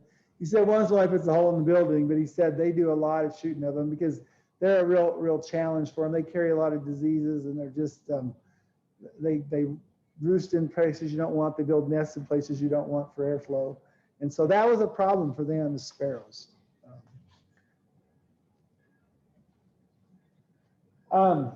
So you know you can do this incubator. I've kind of already showed this several times, but you can do that. It's basically you're lambing or kidding when it's really cold.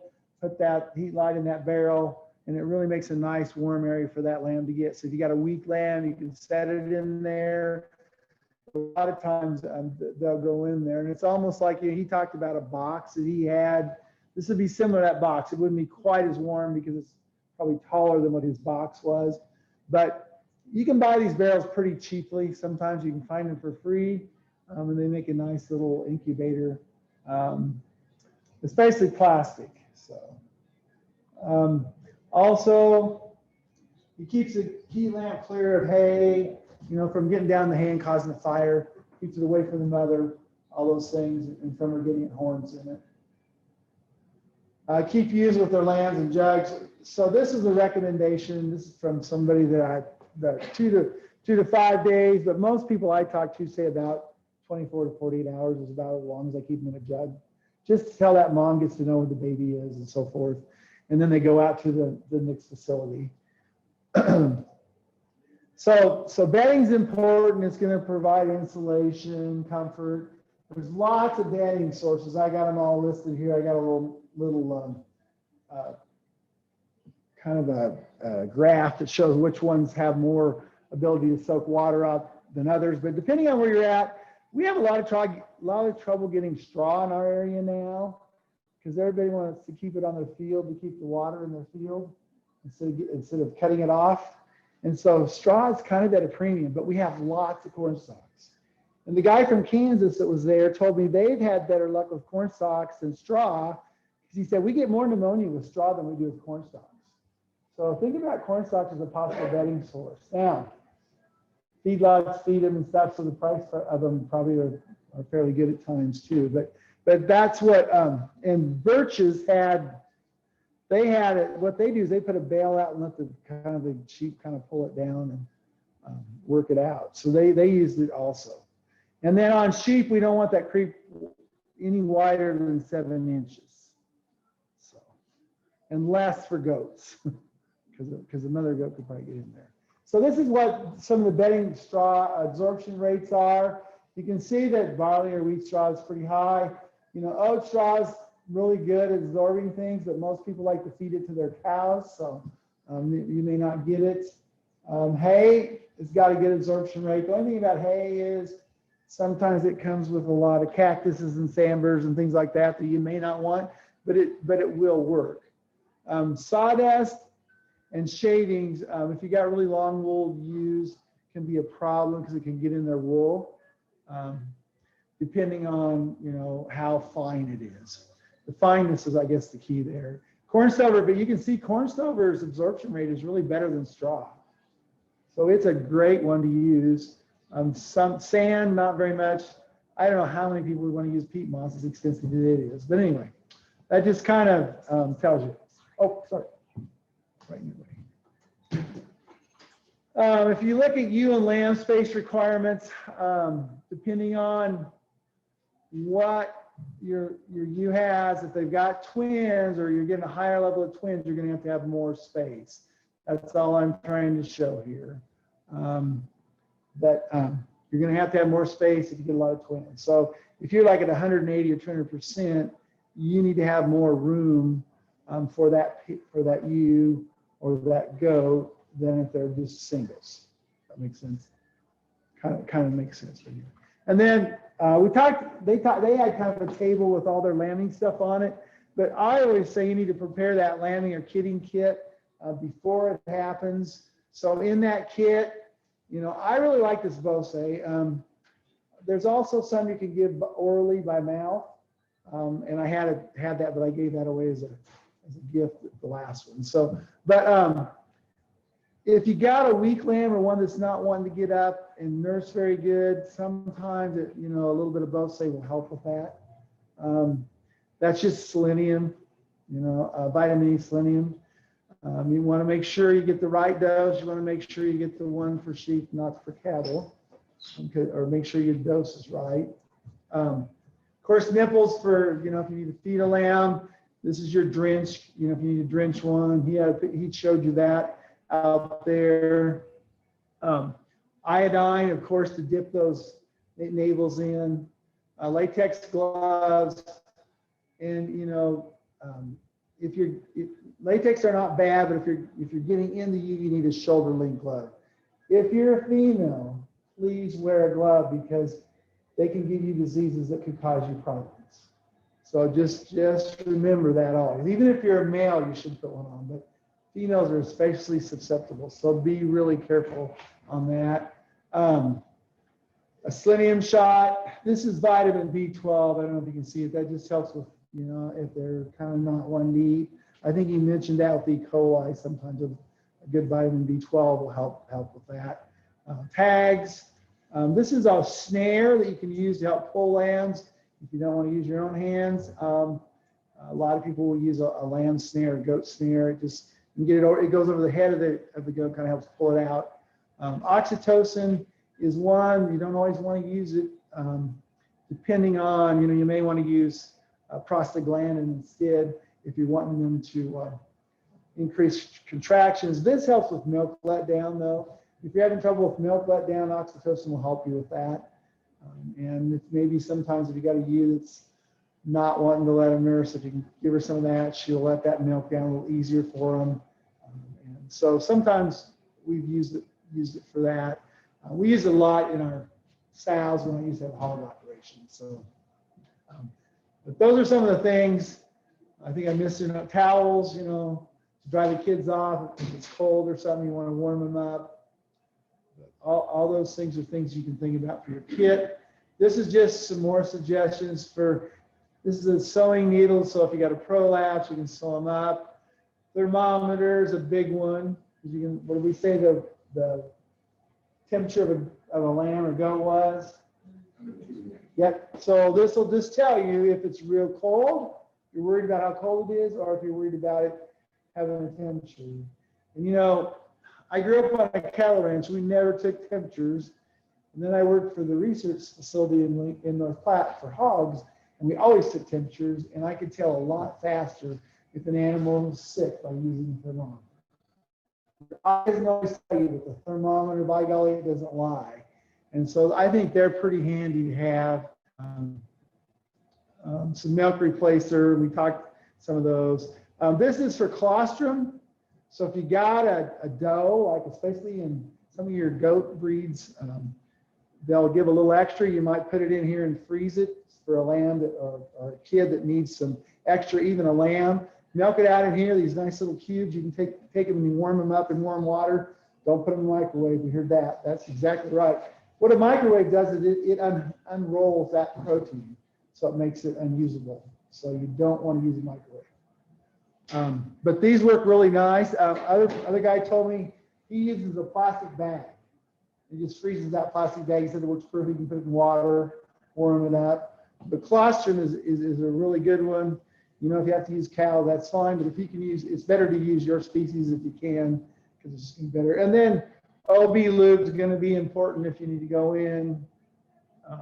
It's going to help you with pulling that. And the other guy that I talked, the vet, one of the vets that I heard talk the other day with cattle even is if he has to help a cow, he automatically infuses some like I think of the name of it here, oxytetracycline inside that uterus. And he said, I just do it because he said, you know that you've brought bacteria in there. And he said, I think we have a lot less problem with rebreeding if we do that. So it's just something to think about. It may benefit you by doing some of that. And of course, it's nice to have the milk replaced. We hope we never have to use it. And then there's another list. I probably missed a few. I found that one online, so I thought that was another good one to add. Oops. Sorry, we go to- Okay. So if we're looking at high intensity kidding and that those cornfields that I showed you earlier were boar goat producers, they do 2 kid crops in 3 years. They do November and May, and that's their kidding time. And a lot of producers are going to that. It's a little more intense, but you get more kids per year. Move the doe to jugs before kidding, you know, or a lot of them will watch, and if they start kidding, they're going to move them there. Then these two, iodine and navel, and a lot of my people give Bose right off the bat. I think it depends on if you're having trouble. If you got a lot of weak kids, you might want to consider this. People tell me this is a lifesaver. Just giving that injection makes a big difference in them. Make sure they have clean bedding, hay, feed, and water. Ear tag kids on the way to their nursery pen. So yeah, when you're ear tagging them, you don't want to do it right away. You want to give them a chance to do it. And some people even wait longer than that, but at least give them 48 hours before you do that. So I like to deworm all the does before kidding and out of kidding pens. Why do I want to do that? I don't want to put any of those resistant worms in with those babies, okay?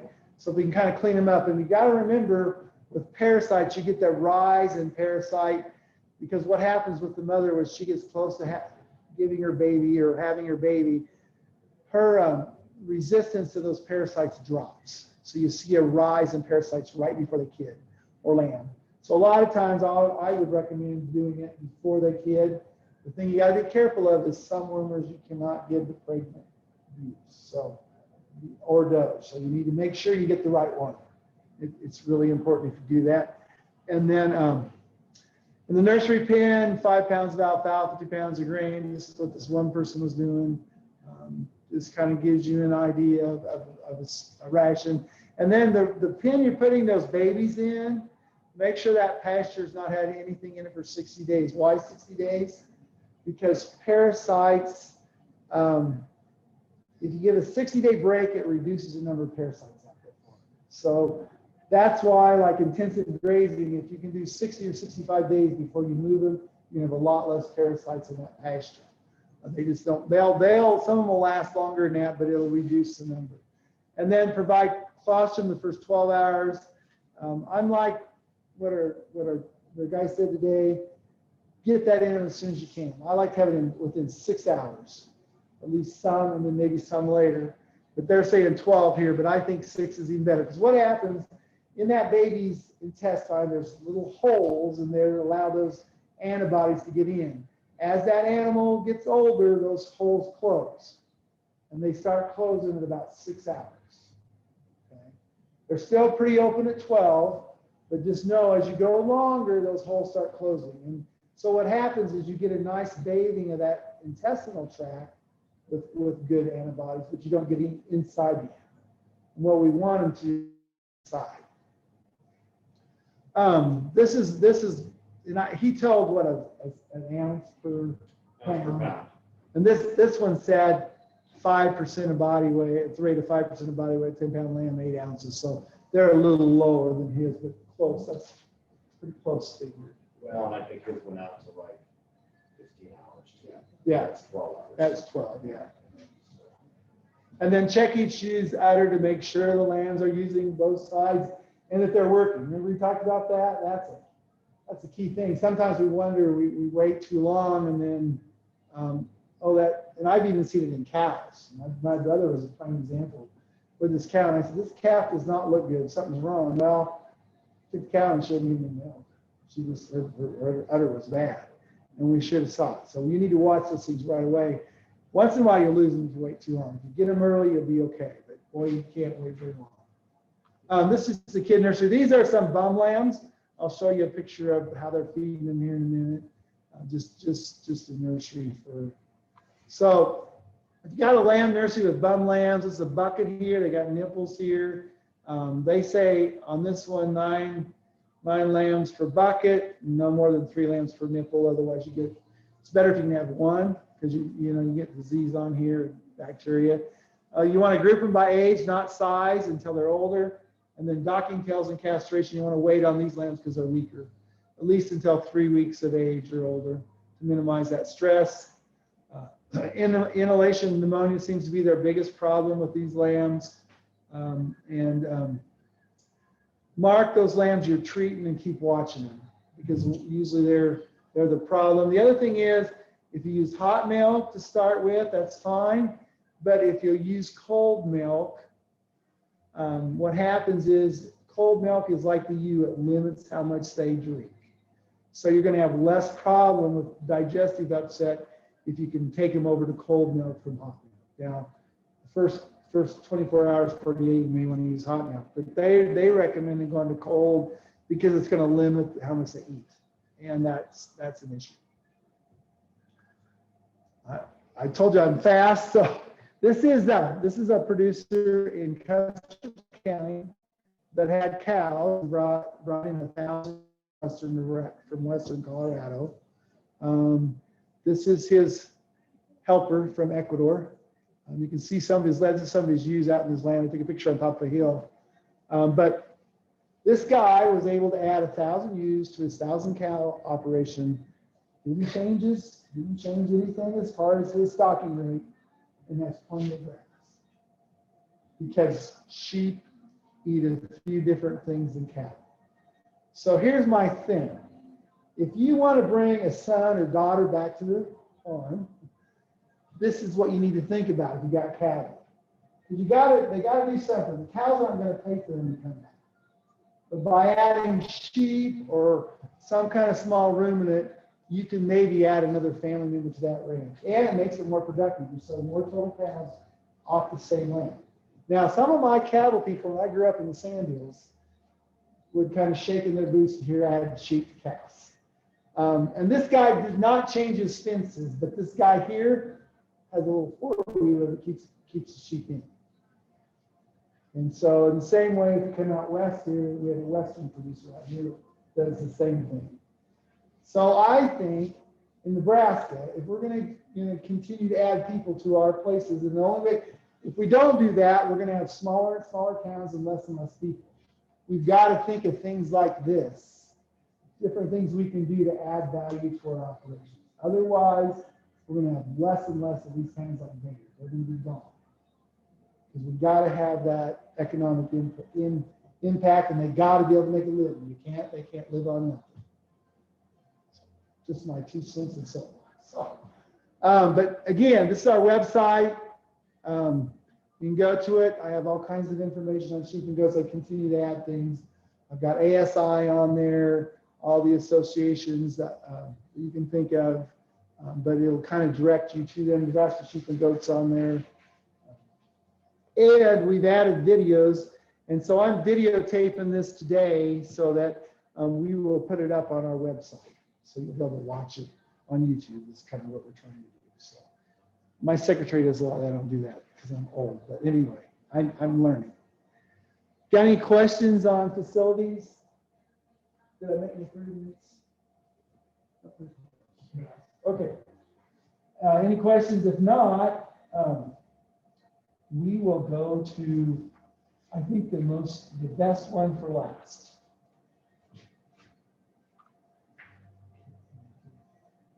Let me close this up. Rachel.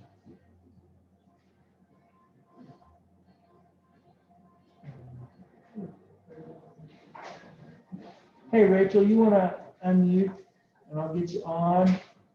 Sure. Can you hear me? Yep, and it looks like you're up. Can everybody hear okay? Okay, you sound good. So this is Rachel. Rachel is working on her PhD at Nebraska, and her family, she's from Texas originally. Her family raised sheep and goats, and she showed quite a few in high school and so forth. And this program is one of our best received in Seward, so I called Ivan and said we need to add it. So go ahead. Thanks, Rachel. I don't know about that, but we'll give it a shot. Well, it's a pleasure to be able to talk to you all today, and I'm sorry I couldn't be there in person, but I look forward to the next few years and getting to build some relationships with some sheep and goat producers in Nebraska. I've been here for about 2 years. I started my master's in January of 2019 and finished that here at the University of Nebraska-Lincoln, and then I started my PhD soon after that. And today I'm just kind of going to take you through some of the things that I think about. My family has raised sheep and goats for a long time, had the opportunity to work on some large scale seed stock goat operations, boar goat operations, and then my family has raised Rambouillet sheep for a long time. And then we have actually added some Southdown sheep as well. And so I'll just take you through some of the things that I find important when we're talking about health, particularly looking at those times of lambing and kidding. And so I think just to begin, one of the most important things is knowing the signs, and that starts with knowing your particular herd or knowing your particular flock. And as you work with these animals hands-on, and the more time that you spend with these animals, you'll start to pick out some of the animals that most likely lead the pack or most likely are in the back all the time. And you pick up on their appearance and their normal behavior. And that can really tell you a lot about the health of an animal. And so when we look at signs of appearance, is that animal's head up? Is it head down? Is that animal getting up and going to the feed trough? Or is that animal going to water? Is it isolated from the herd? Various different things of appearance can tell you how well that animal is feeling. We also have signs of behavior. So I mentioned this animal up here looks to always lead the pack. If she was in the back one day, I'd probably be a little bit concerned. That's just one of the things that to look for. And then you're going to look at some different ages. And so depending on the age of an animal, it can tell you a little bit about some of the health concerns that you should be worried about. And I'll take you through some of those depending on reproductive cycles and where that animal is, whether that animal's a 3-year-old in the open season or if she's about to lamb, or if you've got a 7-day-old newborn on the ground. There's different things you can look for in order to assess health. And finally, one of the bigger ones is appetite. I think appetites are really important, especially if you're hand feeding these animals. If you've got a smaller operation and you're not feeding these animals on pasture, appetite's pretty big. It can be an indicator that something is either wrong or some things could be very normal. I think I see it time and time again. Many does and ewes go off feed right before they're going to go into labor, and so that's very normal. Basically, they run out of room and space, and they're just in that last steps before parturition. And so it's one thing to consider as well. And then as Randy mentioned in the last talk, temperature is also really important. So anywhere from 99 to 102 for a temperature is pretty normal in my opinion. I'll tell you, I've been exposed to some animals' temperatures being 103, 104, and that's pretty normal for them. So it just kind of depends on, goes back to knowing your flock and herd and knowing that particular animal. One thing I would suggest, if you take a temperature on an animal that you think is not feeling well, come back in 3 or 4 hours and maybe take that temperature again in hopes of seeing if that is rising or if that's pretty normal for that animal. And so here are some of the major concerns that I kind of wanted to talk about today in terms of reproduction. And we'll take you through some of the concerns you should be worried about during mid to late gestation, so the halfway point of pregnancy up until parturition. Some of those can include pregnancy toxemia, some abortion diseases, and then vitamin E and selenium deficiency. And then we have concerns during parturition, such as dystocia, retained placentas, rectal or vaginal prolapses. And then finally, following that parturition period, looking at not only ewe and doe health, but also neonatal signs or concerns that you should be worried about. So let's start with some prenatal concerns. And so the first one that I'll talk about is probably the most common, but luckily it's highly preventable. And so some of the causes of pregnancy toxemia, or it can be also known as ketosis or twin lamb disease, is predominantly a nutritional imbalance. That could be excessive caloric intake or an increase in body condition score, or it could be restricted caloric intake or reduced body condition score. So it's kind of an interesting one where you can get problems on either side of the scale or nutritional scale. And so you want to stay in that proper body condition score when these ewes or does are during gestation in order to prevent this particular disease. It leads to, the problem with this particular disease is it leads to metabolic disease, which is due to the increased energy demand that's seen in the last 50 days of gestation. So the gestation period on a sheep or a goat is anywhere from 148 days to 152 days in most cases. But that last 50 days, we see probably anywhere from 60 to 80% of fetal growth occurring. So that animal is really in high demand for those nutrients.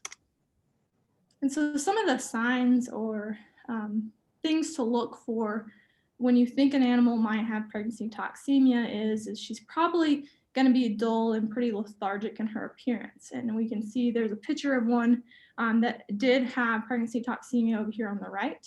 We can see that her head's down, her ears are down. She's not wanting to get up or move around. They will typically also go off feed. They'll have a loss of appetite. And then they'll have many signs of pain. And so that can include or not include, it kind of depends on the animal, but most of the major signs of pain would be grinding of teeth, walking around in circles. They can have an arched back or a head down. I've also seen them curling their lip quite a few times. And so those are just some signs of pain. And then I mentioned unable to walk or stand. And then because of the makeup of this particular disease, it causes the excess production of ketones, hence the second name, ketosis. And the reason that this is important is because ketones put off this acetone smell. And so immediately if you see an animal down that's in late gestation, it's a pretty easy way to tell if that animal has pregnancy toxemia if they have that acetone smell on their breath. And so what are some treatment options? And it really depends on how early this occurs within that last 50 days and how severe the case is. And so if we have some mild cases that are that are anywhere in that 50-day period, we can give 4 to 8 ounces of daily propylene glycol as an oral drench.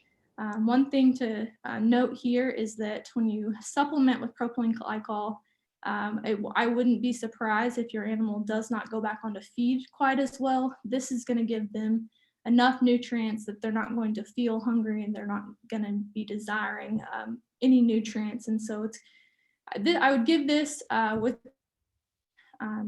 try and give it as little as possible. But if you need to give it, it's definitely a way to treat pregnancy toxemia. If you have some severe cases that occur during early of the last trimester, so let's say 120, 125 days, you can do a supplement with dextrose. We suggest 500 mils of dextrose, and you can do that under the skin or through the vein. I preferably do it through the vein. I think it's just a quicker and more effective way of supplementing dextrose.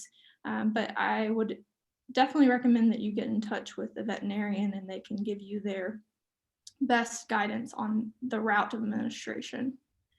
If that animal has a severe case near term, so when I should back up. When I say severe case, that animal is unable to stand, unable to get up and move around. Near term, you can induce birth through a series of medications. You can utilize oxytocin or prostaglandins, or you can't You can do a C-section. I don't technically recommend this, but if you want to save both the ewe or the doe and the offspring, it might be your only choice in some cases. And so that's also an option. And then in my personal opinion, we found it best just to go ahead and cull these females following their treatment if it was successful. Unfortunately, treatment is not very successful in severe cases that occur during the early last trimester. But if you do are able to save these individuals, culling that female is probably going to be your best option. Tends to reoccur in females that are maintained in the production system. And so some of the ways to prevent this, and I'll tell you now, I'm a big supporter of doing ultrasounds. I think it's really a great tool that's underused in a lot of operations, and mainly because it's just really important to know how many offspring that ewe or doe is going to have. And so in this case, you can ultrasound ewes. I like to do it in between 45 and 70 days of age. I can really get a better picture on the particular ultrasound that I use. But I would do it during that period, and then you can sort ewes based on, or females, sort females by fetal number, whether that be twins, singles, or triplets, and then you can adjust their plan of nutrition, the ewe's plan of nutrition from there. And so we see in females carrying twins, they require a 50% increase in their feed intake, and ewes carrying triplets, almost 75% increase in their feed intake. And so if you just maintain all of these females, whether they have singles, twins, or triplets, on the same plan of nutrition, it could lead to some pregnancy toxemia issues. It could also lead to some growth restriction issues for your offspring. And so it's a really good idea to go ahead and adjust this plan of nutrition, as multiple fetuses require increased energy demand. And so other ways to prevent this is nutritional management, maintaining these females at the target appropriate body condition score throughout their entire life. And so when I talk about appropriate body condition score, I don't know if y'all went through that today, I'm sure you did, but we look at a body condition score of 2 in our open and late lactation ewes and does, and that increases throughout breeding and gestation into early lactation of 2.5 to 3. And then I would not go any higher than 3.5 during late gestation, or we start to see some of those issues. I just included this slide to kind of show you the condition scores. You can find these charts at the University of Idaho's Sheep and Goat website. There's many of them out there. I think keeping these body condition scores in mind can really save you some headaches as far as health goes. And so we'll get into some of the abortion diseases, and I'll talk about 3 today, and I think these 3 are the most common. Some can be preventable, not many can be treated, unfortunately. And so the first one I'll talk about is chlamydiosis, or EAE. It's a highly infectious abortion disease that can affect approximately 30% if you find a female in your herd has this in unexposed herds or flocks. And so what I mean by unexposed is if you have a new group of animals that haven't been exposed to this particular disease, they're going to be at a higher likelihood of contracting that disease, and so you have a higher infection rate. Whereas in your exposed herd or flocks, so those older ewes and exposed ewes maintain immunity to chlamydiosis, which is a plus, and we see that infection rate come down to 1 to 5%. Which can still be pretty impactful depending on the scale of your operation. And so some of the causes, or the main cause, is caused by gram-negative bacteria found predominantly in bird droppings. That can be pigeons. Many types of bird species carry this bacteria. And it's excreted in their feces. And so maintaining clean facilities is the #1 thing. Getting these birds off of your property is also important. It's excreted from infected tissue. So once a ewe or a doe aborts, this bacteria stays within that tissue, fluid, or membrane, or aborted fetus for up to 3 weeks. And so highly pertinent that you see or take care of this issue as soon as it occurs in order to lower your infection rate, as ewes can pick this up through ingestion. And so they can walk by, and if they are eating on the ground, they can pick it up through those membranes or fluid that's leaked from that abortion. And so what to look for? Unfortunately, with this particular disease, it's very difficult to diagnose because there aren't many symptoms that present. Thus, it's really not a non-treatable disease, and really you can only hope to prevent it. We see abortion occur with chlamydiosis approximately 60 to 90 days following exposure. And so that's a really, really long incubation period, which is probably why the infection rate is so high. If you don't see your exposure until 60 or 90 days later, then many in the flock or herd can be affected. Preventing this disease, it can be mediated. There's different things you can add to feed, such as tetracyclines or antibiotic medicated feed is one way to do that. I'll preface here that there are many different guidelines and regulations on medicated feed, and so get in touch with your local veterinarian and to see what your options could be there. We feed a medicated feed, but that could change based on location. And then another great way is just taking care of those birds, and there's a number of different ways to do it. If you find this occurs on your ranch or farm, make sure you notify your neighbors, especially if they have livestock. If you have it, there's a good chance that many of your neighbors are in the surrounding area likely also have it. And so get out and take care of your fellow sheep and goat producers and notify them. The main thing is interrupting this infection cycle to reduce that infection rate by isolating all aborting females. And I would suggest isolating for at least 7 to 14 days in this case, especially if you don't know the cause of the abortion.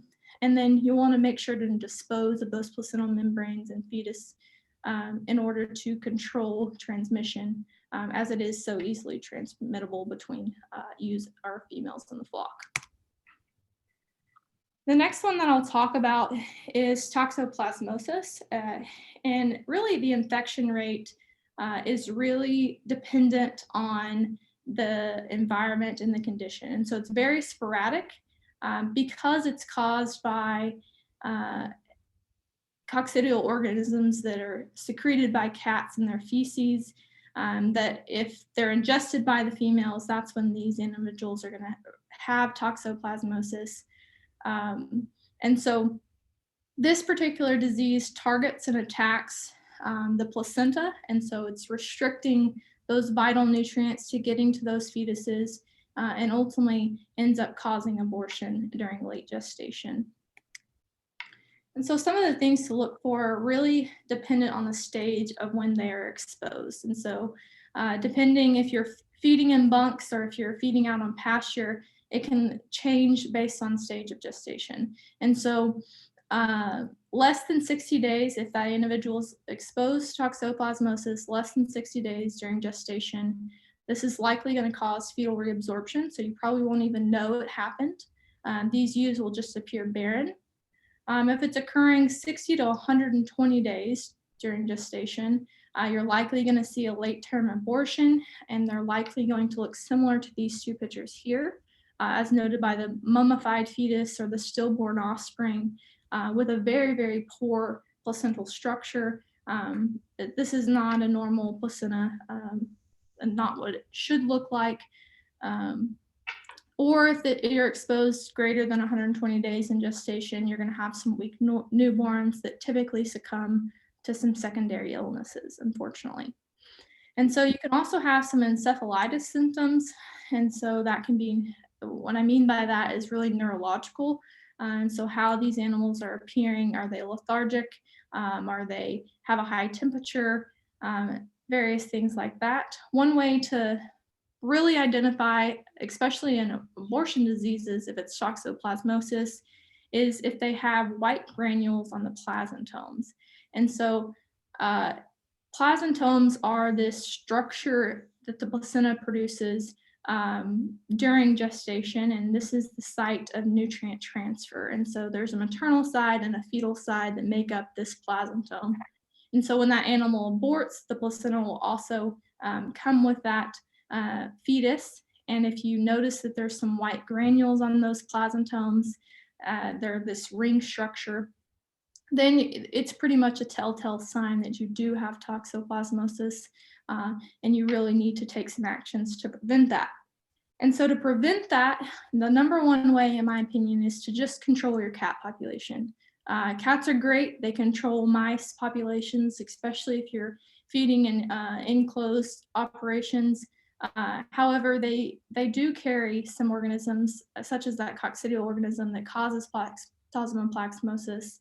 And they like to get in bunks and lay in hay and climb over feed and that kind of thing. And so if you can control your cat population, you're probably not ever going to have to worry about toxoplasmosis. Another way, if you want to utilize cats, you can cover all hay and feed, whether that be with tarps or in a closed barn where cats can't get in. That's one way of doing it. Another suggestion is feeding in bunks, and I kind of suggest that for all health.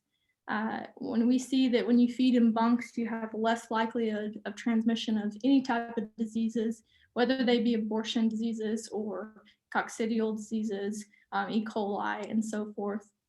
And then one fortunate thing about toxoplasmosis and chlamydiosis is that you can vaccinate. You'll want to vaccinate ewes and does approximately 3 to 4 weeks prior to breeding. And then you can also revaccinate right before parturition as well. Meninsin is a medicated feed that is FDA approved for the use in cattle and goats. It's not technically on label for sheep. Some people do feed it to sheep. It's kind of up to you and your veterinarian and your local guidelines on what you can and cannot do. I would preface that this one to feed in moderation, as high concentrations of this in their feed can lead to toxicity and not do the appropriate function of this medicated feed. And so the last abortion disease that I'll talk about is vibriosis. This is another highly infectious abortion disease that affects ewes throughout gestation. It can affect 40 to 60% of a herd or a flock at one time. So it's highly transmittable as well. Mainly it's so transmittable because it can be carried by a number of different animals within your operation. They can be carried by new females in a population. So I'd always suggest quarantining new animals that you bring in and trying not to do that during your lambing and kidding seasons. And then first-time lambers or ewe lambs that haven't been exposed to vibriosis. Older immune ewes can carry it and excrete it throughout their feces, much like guard dogs. If your guard dogs are like ours, they can be a little nosy and actually can come by and after a ewe or a doe has lambed and kid, they'll go ahead and eat that placenta or eat those remains. And so that can cause them to be a carrier of vibriosis, which can then lead to excretion throughout their fetus or their feces and then be transmitted by ewes or does eating around that area where they have excreted that bacteria. And so what to look for, again, with this one, there's no treatment options because it does lead to abortion. There's little to no symptoms that are associated with vibriosis prior to abortion. We see these abortions occur late term and occur approximately 14 days following exposure. Weak lambs can also be born after they're exposed to this during gestation, but they typically won't survive. One way you can tell if it's vibriosis just from looking at the animal, predominantly 3 to 5 days after abortion, is that they'll have this persistent vaginal discharge that's brown and foul smelling. And so that's a sign that it's likely vibriosis over the other 2 abortion diseases. So to prevent this, the main thing is just cleaning and disinfecting your facilities, isolating those aborting ewes approximately 7 to 10 days after they abort, and then disposing of those placental membranes and fetuses. Vaccination program utilizing tetracycline, you can give 2 to 4 weeks prior to breeding, and that's a 2-dose, or we use a 2-dose protocol, and then you can have a yearly booster. And I would even suggest doing this to all ewe lambs as well prior to breeding, because they're not going to be exposed and going to be carriers, could be carriers of that bacteria. You can also do medicated feed additives that have tetracyclines in them or another antibiotic during late gestation in order to prevent vibriosis. So one of the main things with these abortion diseases is that you really can't tell for sure what it could be. And if you're ever unsure, I highly suggest that you utilize your veterinarian and do some lab testing. To do that, you'll need to go ahead and retain those expelled tissues, collect blood samples if you can on the ewe or the doe that's infected or that has aborted, and they can give you a better idea of what disease that you're looking at, what protocols you should put in place, and so forth. Another reason to utilize lab testing is if you lose an animal for no apparent reason. You can't determine why you're losing animals, or you just find an animal in a pasture and you just really want to make sure that it's nothing that's going to affect the rest of the herd or the flock. So the last one that we'll talk about in terms of mid to late gestation in sheep and goats is vitamin E and selenium deficiency in ewes or does, which can then lead to stiff lamb disease or white muscle disease in its offspring. And so you can see in this picture of a ewe right here. This is a ewe that we had at the university, and she was probably 135 days along and had extremely down pastures, was off feed, just didn't look like she felt good. Her temperature was fine and normal, but based on her appearance and my experience with selenium deficiency, I kind of knew based on these weaker down pastures that she likely had selenium deficiency. And so it's typically due to a nutritional imbalance, whether you're on selenium deficient pastures or you're feeding a high percentage protein hay such as alfalfa. All of this can lead to selenium deficiency. And when this occurs during late gestation, it can really lead to some negative effects for the fetus or for that offspring in white muscle disease. And so we can have weak newborns or stillborn animals born following a vitamin E or selenium deficiency during late gestation, which then succumbs to secondary illnesses, whether that be fast-acting pneumonia or starvation. So prevention for this is fairly widely used among producers, is just utilizing a vitamin E and selenium supplement such as BOCI. You can do this 1 to 4 weeks prior to lambing to prevent this during late gestation. And then it's a good idea to go ahead and give this to your newborns at birth as well. You can also add grain sorghum or wheat during pregnancy. That's been shown to help prevent vitamin E and selenium deficiency. If you're having a problem with it, soil testing would be one of the things that you can do to determine if you're feeding or utilizing selenium deficient pastures. One thing we've noticed is that if you're feeding on old cotton farm, they utilize arsenic in your to kill off the cotton plant. That can lead to selenium deficient pastures and so forth. But early diagnosis is really treatable, and through the use of this BOCI or some sort of vitamin E and selenium supplement. However, I will just put this out there. If there's some cattle producers in the room, MUSI is the cattle form of BOCI, and you really don't want to use that in sheep and goats. It's just at a really high concentration, which can be toxic to sheep and goats, especially if they're not already experiencing selenium deficiency. Okay, So let's move on to kind of some of the concerns that I look for during parturition. And these are going to be concerns that are probably more likely to occur in your operations. Dystocia being the most common. I think this one, especially because there's not a lot of set in stone genetic data that, such as like in the cattle industry, where they can look at different birth weights of bulls and be able to tell whether or not they're going to have an issue with dystocia or difficult birth due to the size of a lamb and so forth. But there's many different causes. It could be fetal position. We can see in this top picture if that animal is backwards, where their back feet are coming first out of the birth canal. That's called breech. It can lead to really difficult birth and high stress for the female. Fetal size is another big concern that leads to dystocia, and then lack of cervical dilation, which I'll get into in just a second.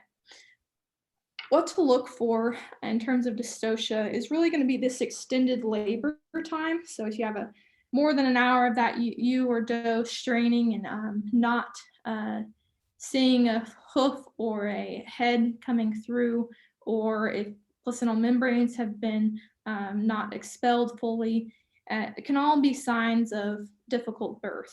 Following birth, if that animal has extremely swollen head, or if you can see here in this picture, a yellow stain all over the animal, that's likely going to suggest that that animal did have some difficulties during birth or parturition. And there's various ways that you can combat this. You can do manual or surgical assistance, manual being actually pulling that animal yourself. You can see down this lower right picture that's what's happening here. I also use this method, holding the two front feet in one hand and then putting my other hand around the back side of the head and then pulling straight out and down. You want to pull more down and let gravity help you do the work. Here, as Randy mentioned, was the leg puller. I don't necessarily like this picture as much. You really want to get behind this ear. You don't want to go in front of that ear. But this is a lamb puller, just demonstration of how that would fit around the animal's head and feet. And then you can just pull much like a manual would be. Or in severe cases, you can do C-section as well. So lack of cervical dilation is a large contributor to dystocia, and we actually have a different name for that, and it's called ringworm. And so you can have complete or partial, and so complete is really rare. We don't have any dilation of that birth canal. This is a really non-treatable concern, and ultimately these individuals have to be C-sectioned. You can have a partial or a false lack of birth canal dilation. In this case, you'll want to use assisted dilation. You can do that by manually putting pressure throughout the birth canal, or you can do medications. One thing I'll preface here, you can use oxytocin in many cases.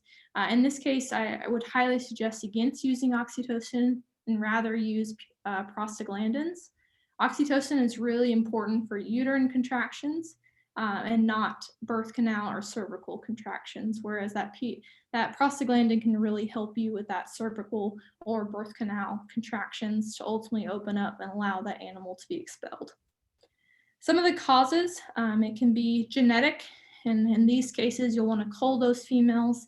It's just a really big load, not only financially, but also on that animal in general, and lack of reproductive maturity. So it's more common in ewe lambs, especially smaller ewe lambs that haven't reached their maturity as far as weight or age.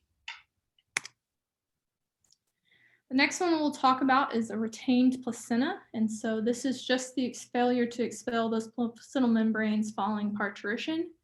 And I'm typically concerned about this particular disease 12 to 18 hours following parturition. If I haven't seen that placenta be expelled, that's when I would be probably most concerned. It can affect 5 to 15% of your herd or flock.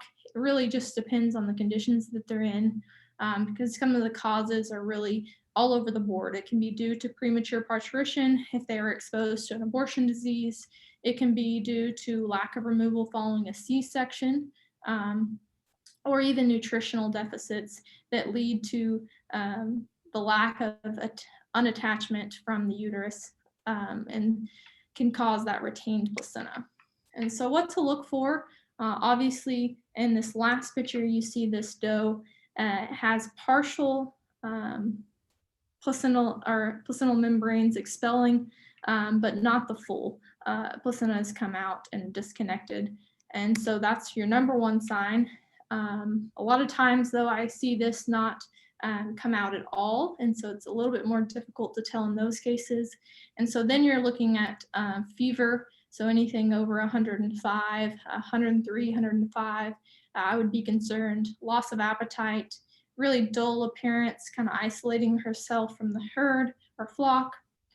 And then a dark brown tinge fluid multiple days after parturition. Some of your treatment options. One thing is to never manually remove these membranes. You can cause severe damage to the uterus as well as to the mother. And so if you see this problem occurring, it's best that you just utilize medications and not manually try and remove the placenta. And you can utilize medications such as prostaglandins or oxytocin. Oxytocin probably more commonly in this case to induce uterine contractions that'll hopefully let go of that placenta and let it to be expelled. And then utilize antibiotics to treat any infection that might occur. And so I use a systemic antibiotic, whether that's LA200, penicillin, tetracycline, anything that I can make sure to prevent infection and hopefully prevent sepsis from occurring due to a retained placenta. So another one that's pretty common when we look at diseases that lead to dystocia, and when we have dystocia in our sheep and goats, is rectal or vaginal prolapse. That excess straining from a difficult birth can lead to the protrusion of the vagina or rectum coming outside of the body. And we can see here, this is a rectal prolapse here. This is a vaginal prolapse. You just can't see that well in this picture. And it can be caused by dystocia, increased body condition score associated with respiratory illness and nutritional deficits, as well as the tail length is too short. This is going to be common in your club lamb operations, or it can be common in your club lamb operations. So a couple of ways to prevent this is really targeting that appropriate body condition score and treating respiratory illnesses. And so we see this primary affect those heavily conditioned ewes or does, and then let's say they get pneumonia or have a difficult birth and they're coughing and not feeling well. That's when we see this protrusion of the rectum or the vagina from outside the body. And then some various treatment options. The main thing is to clean and check for any damage. That's one of the main things that you'll want to do. You can clean with chlorhexidine, or you can clean with water. Just kind of clean that tissue off before putting that tissue back into the body. You'll want to lubricate the area utilizing OB lube if you have it, and return it to the body. In some instances where you have a whole uterine prolapse, that whole uterus comes outside the body, it's been common to utilize sugar, and so just really covering the entire uterus or a body part that's outside the body with sugar has been shown to really help it normally return back to the body. Or you can provide support for retainment, and that can be in the shape of suture or a retainer T-piece, as seen in this piece here that you can get at your local feed store. And you can use harnesses as well to retain that particular structure back into the body. And then again, utilize broad spectrum antibiotic. Anytime you have tissue that's not supposed to be on the outside of the body that you replace, it's always a good idea to utilize a broad spectrum antibiotic to prevent infection. Some of the concerns after parturition, we'll really be looking at lactation diseases as well as newborn diseases that are pretty common. The first of those is probably the most common is mastitis. It's also known as blue bag or hard bag. And this is just mammary gland inflammation. And so the major causes are bacterial or viral infections that target and attack the udder or the mammary glands. It can also be caused by udder injury or teat damage. And that can be due to leaving the offspring on the ewe or doe too long, causing biting of the teats, which then can trap bacteria and lead to that bacterial or viral infection. Some of the things to look for are udder discoloration. You can have, that's the term blue bag comes from this blue or purple coloring of one side of the udder, which really shows a lack of blood circulation within that particular site. You can also see swelling and inflammation. In most cases, it's going to be hot to the touch. She's also not going to like you touching or feeling around her udder more than normal. And then scar tissue development is really a case of mastitis that's probably gone on too long and leads to that development of scar tissue that causes lumps or hard spots in the udder or unequal teat size or udder size. We can see in this picture where one side of the udder is just tremendously larger and looks swollen and inflamed compared to this left side. And so we want to do our best to prevent this. And so some of the ways is maintaining those clean facilities, looking at udder and teat health prior to breeding and at weaning. You don't really want to put on the stress of pregnancy or gestation on a ewe or doe that could be suffering already from mastitis, and then treating these or examining these at weaning as well to make sure you can treat teat or udder injuries or provide some sort of assistance. I know a lot of people use Tomorrow as I think it was originally used in dairy cattle, but they use Tomorrow. It's just a paste or an antibiotic really that you apply directly inside of the udder, and that has been shown to really reduce mastitis. And then keep lamb health in mind. Anytime your lamb or your kid is suffering from pneumonia or sore mouth or coccidiosis, that can all lead to mastitis as well through a viral infection or through sore mouth causing damage to that teat, or them picking up coccidiosis, another bacterial infection that can really settle in the udder and cause mastitis. And the treatment options are mainly utilizing systemic antibiotics, utilizing Tomorrow, whether they have issues with mastitis or not. A lot of producers go ahead and utilize that Tomorrow paste or tube on all of their ewes and does following weaning, which has been shown to be really effective. One of the last ones that I'll talk about is more common in dairy goats, are those animals producing a high volume of milk.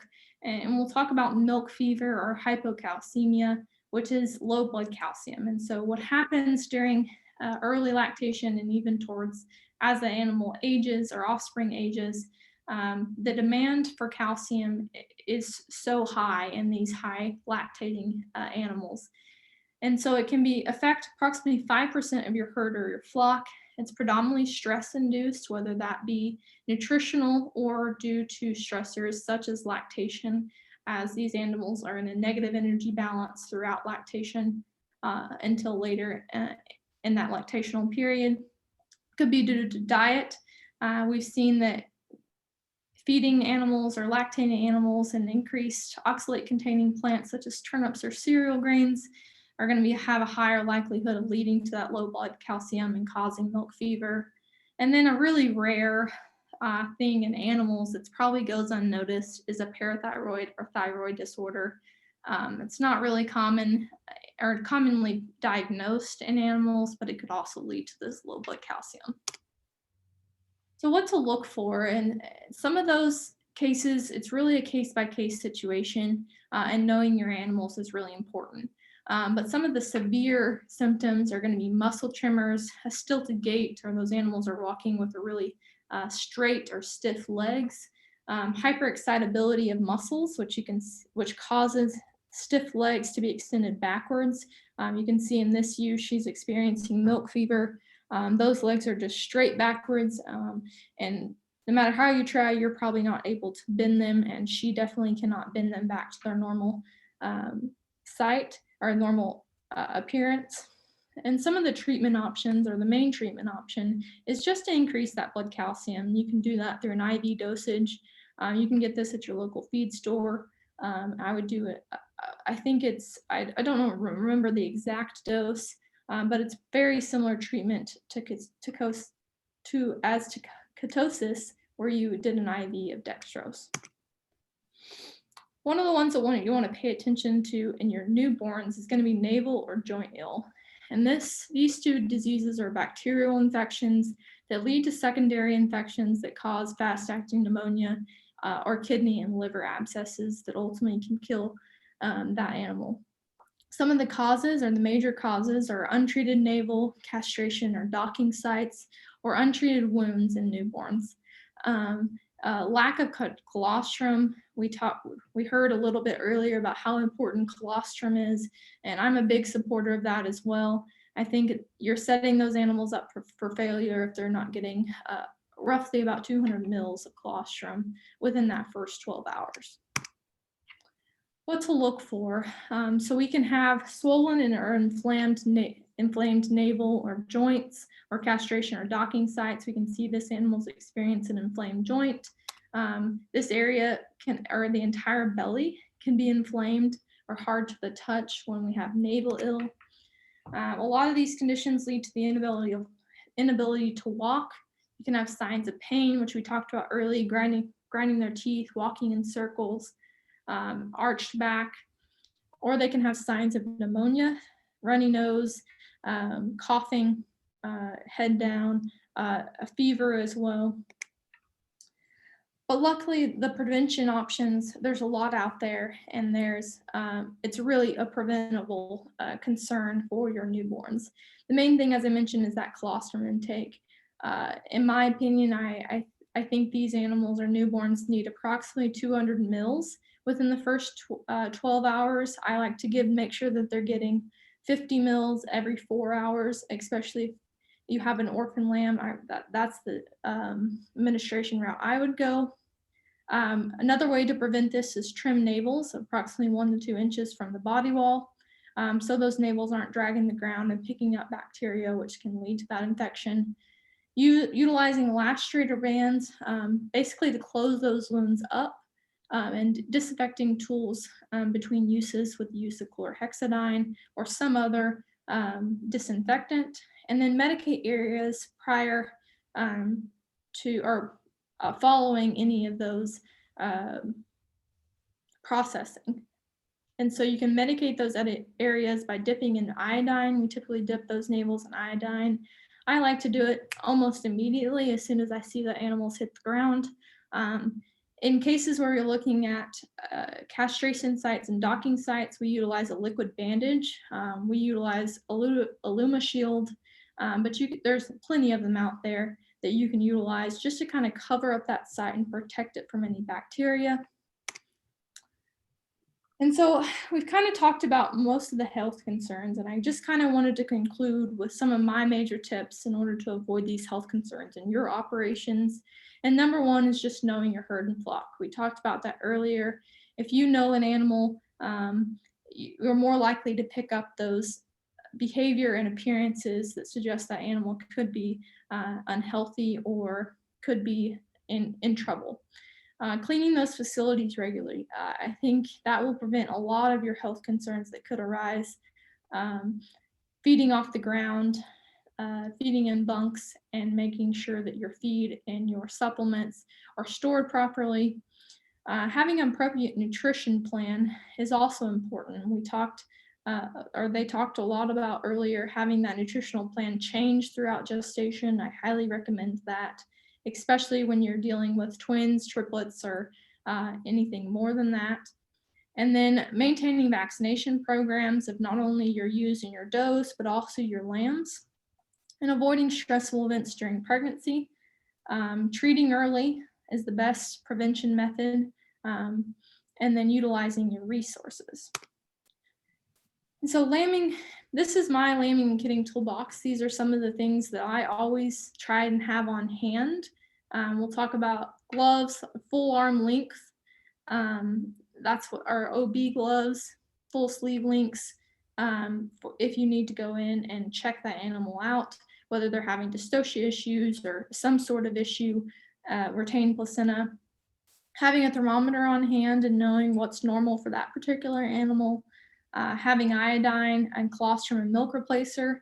Another thing is having a way to administer that colostrum and milk replacer, whether you have bottles or a feeding tube and a syringe. Having medication on hand, such as various antibiotics, penicillin, LA200, tetracyclines, some pain medication just in case. We utilize Nutridrench in our newborns. I think it's an excellent electrolyte supplement and vitamin and mineral supplement that you can utilize to really boost that immunity when those newborns are on the ground. Have some thick bags and some disinfectant.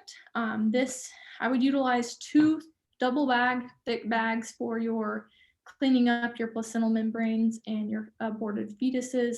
That just kind of prevents bag leakage or infecting anything else and kind of maintaining and isolating that infected tissue. Having towels and blankets, keeping those newborns warm and dry is another way to prevent any of those health concerns. Heat lamps, as well as OB lubricant, and then a lamb or a kid puller. So I mentioned a tip to avoid health concerns is utilizing your resources. And what I mean by that is utilizing the people that are here to help you. And some of those are veterinarians. And so finding a local large animal veterinarian that you can maintain and develop a relationship with is really important.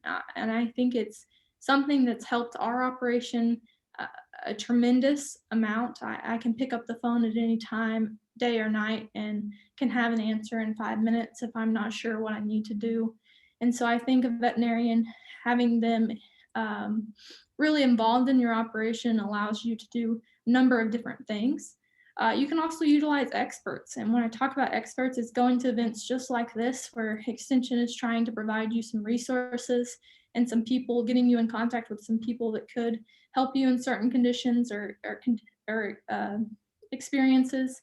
And then utilizing experienced producers and building a relationship with an experienced producer within your species. Find out who those people are and how they've been successful and what they suggest you should do is a great way to avoid any of those health concerns that you may arise. And so here are some of my resources that I utilize and that I often reference when I'm unsure of a certain case. Is New Mexico State University Sheep and Goat page, Texas A&M AgriLife Extension Sheep and Goat page. The University of Maryland also has some good resources for sheep and goats. And then at the University of Nebraska Extension, which Randy mentioned the website that we currently use, where we're hoping to make that website a more large scale and provide you some more resources that you can utilize in your production system. And so with that, I would love to take any questions. I've listed my contact information here. I'm happy to help. I want to develop and maintain a relationship with y'all as well. And I hope that we can do that. Is there any questions for Rachel? I think we better wrap up, unless there's a quick question. We're running later than I'd like. I think we better wrap up here. I don't see any. With that, let's do the drawing. And while we're doing the drawing, thank you for the last speaker there for helping out. No more duplication. I was anticipating, I guess, here at 1, 2, 3, 4, 5, 5, 9, 6 in. If you haven't heard of Lawson, body conditions for today, Yeah, you're probably heard it several times. But, let's do the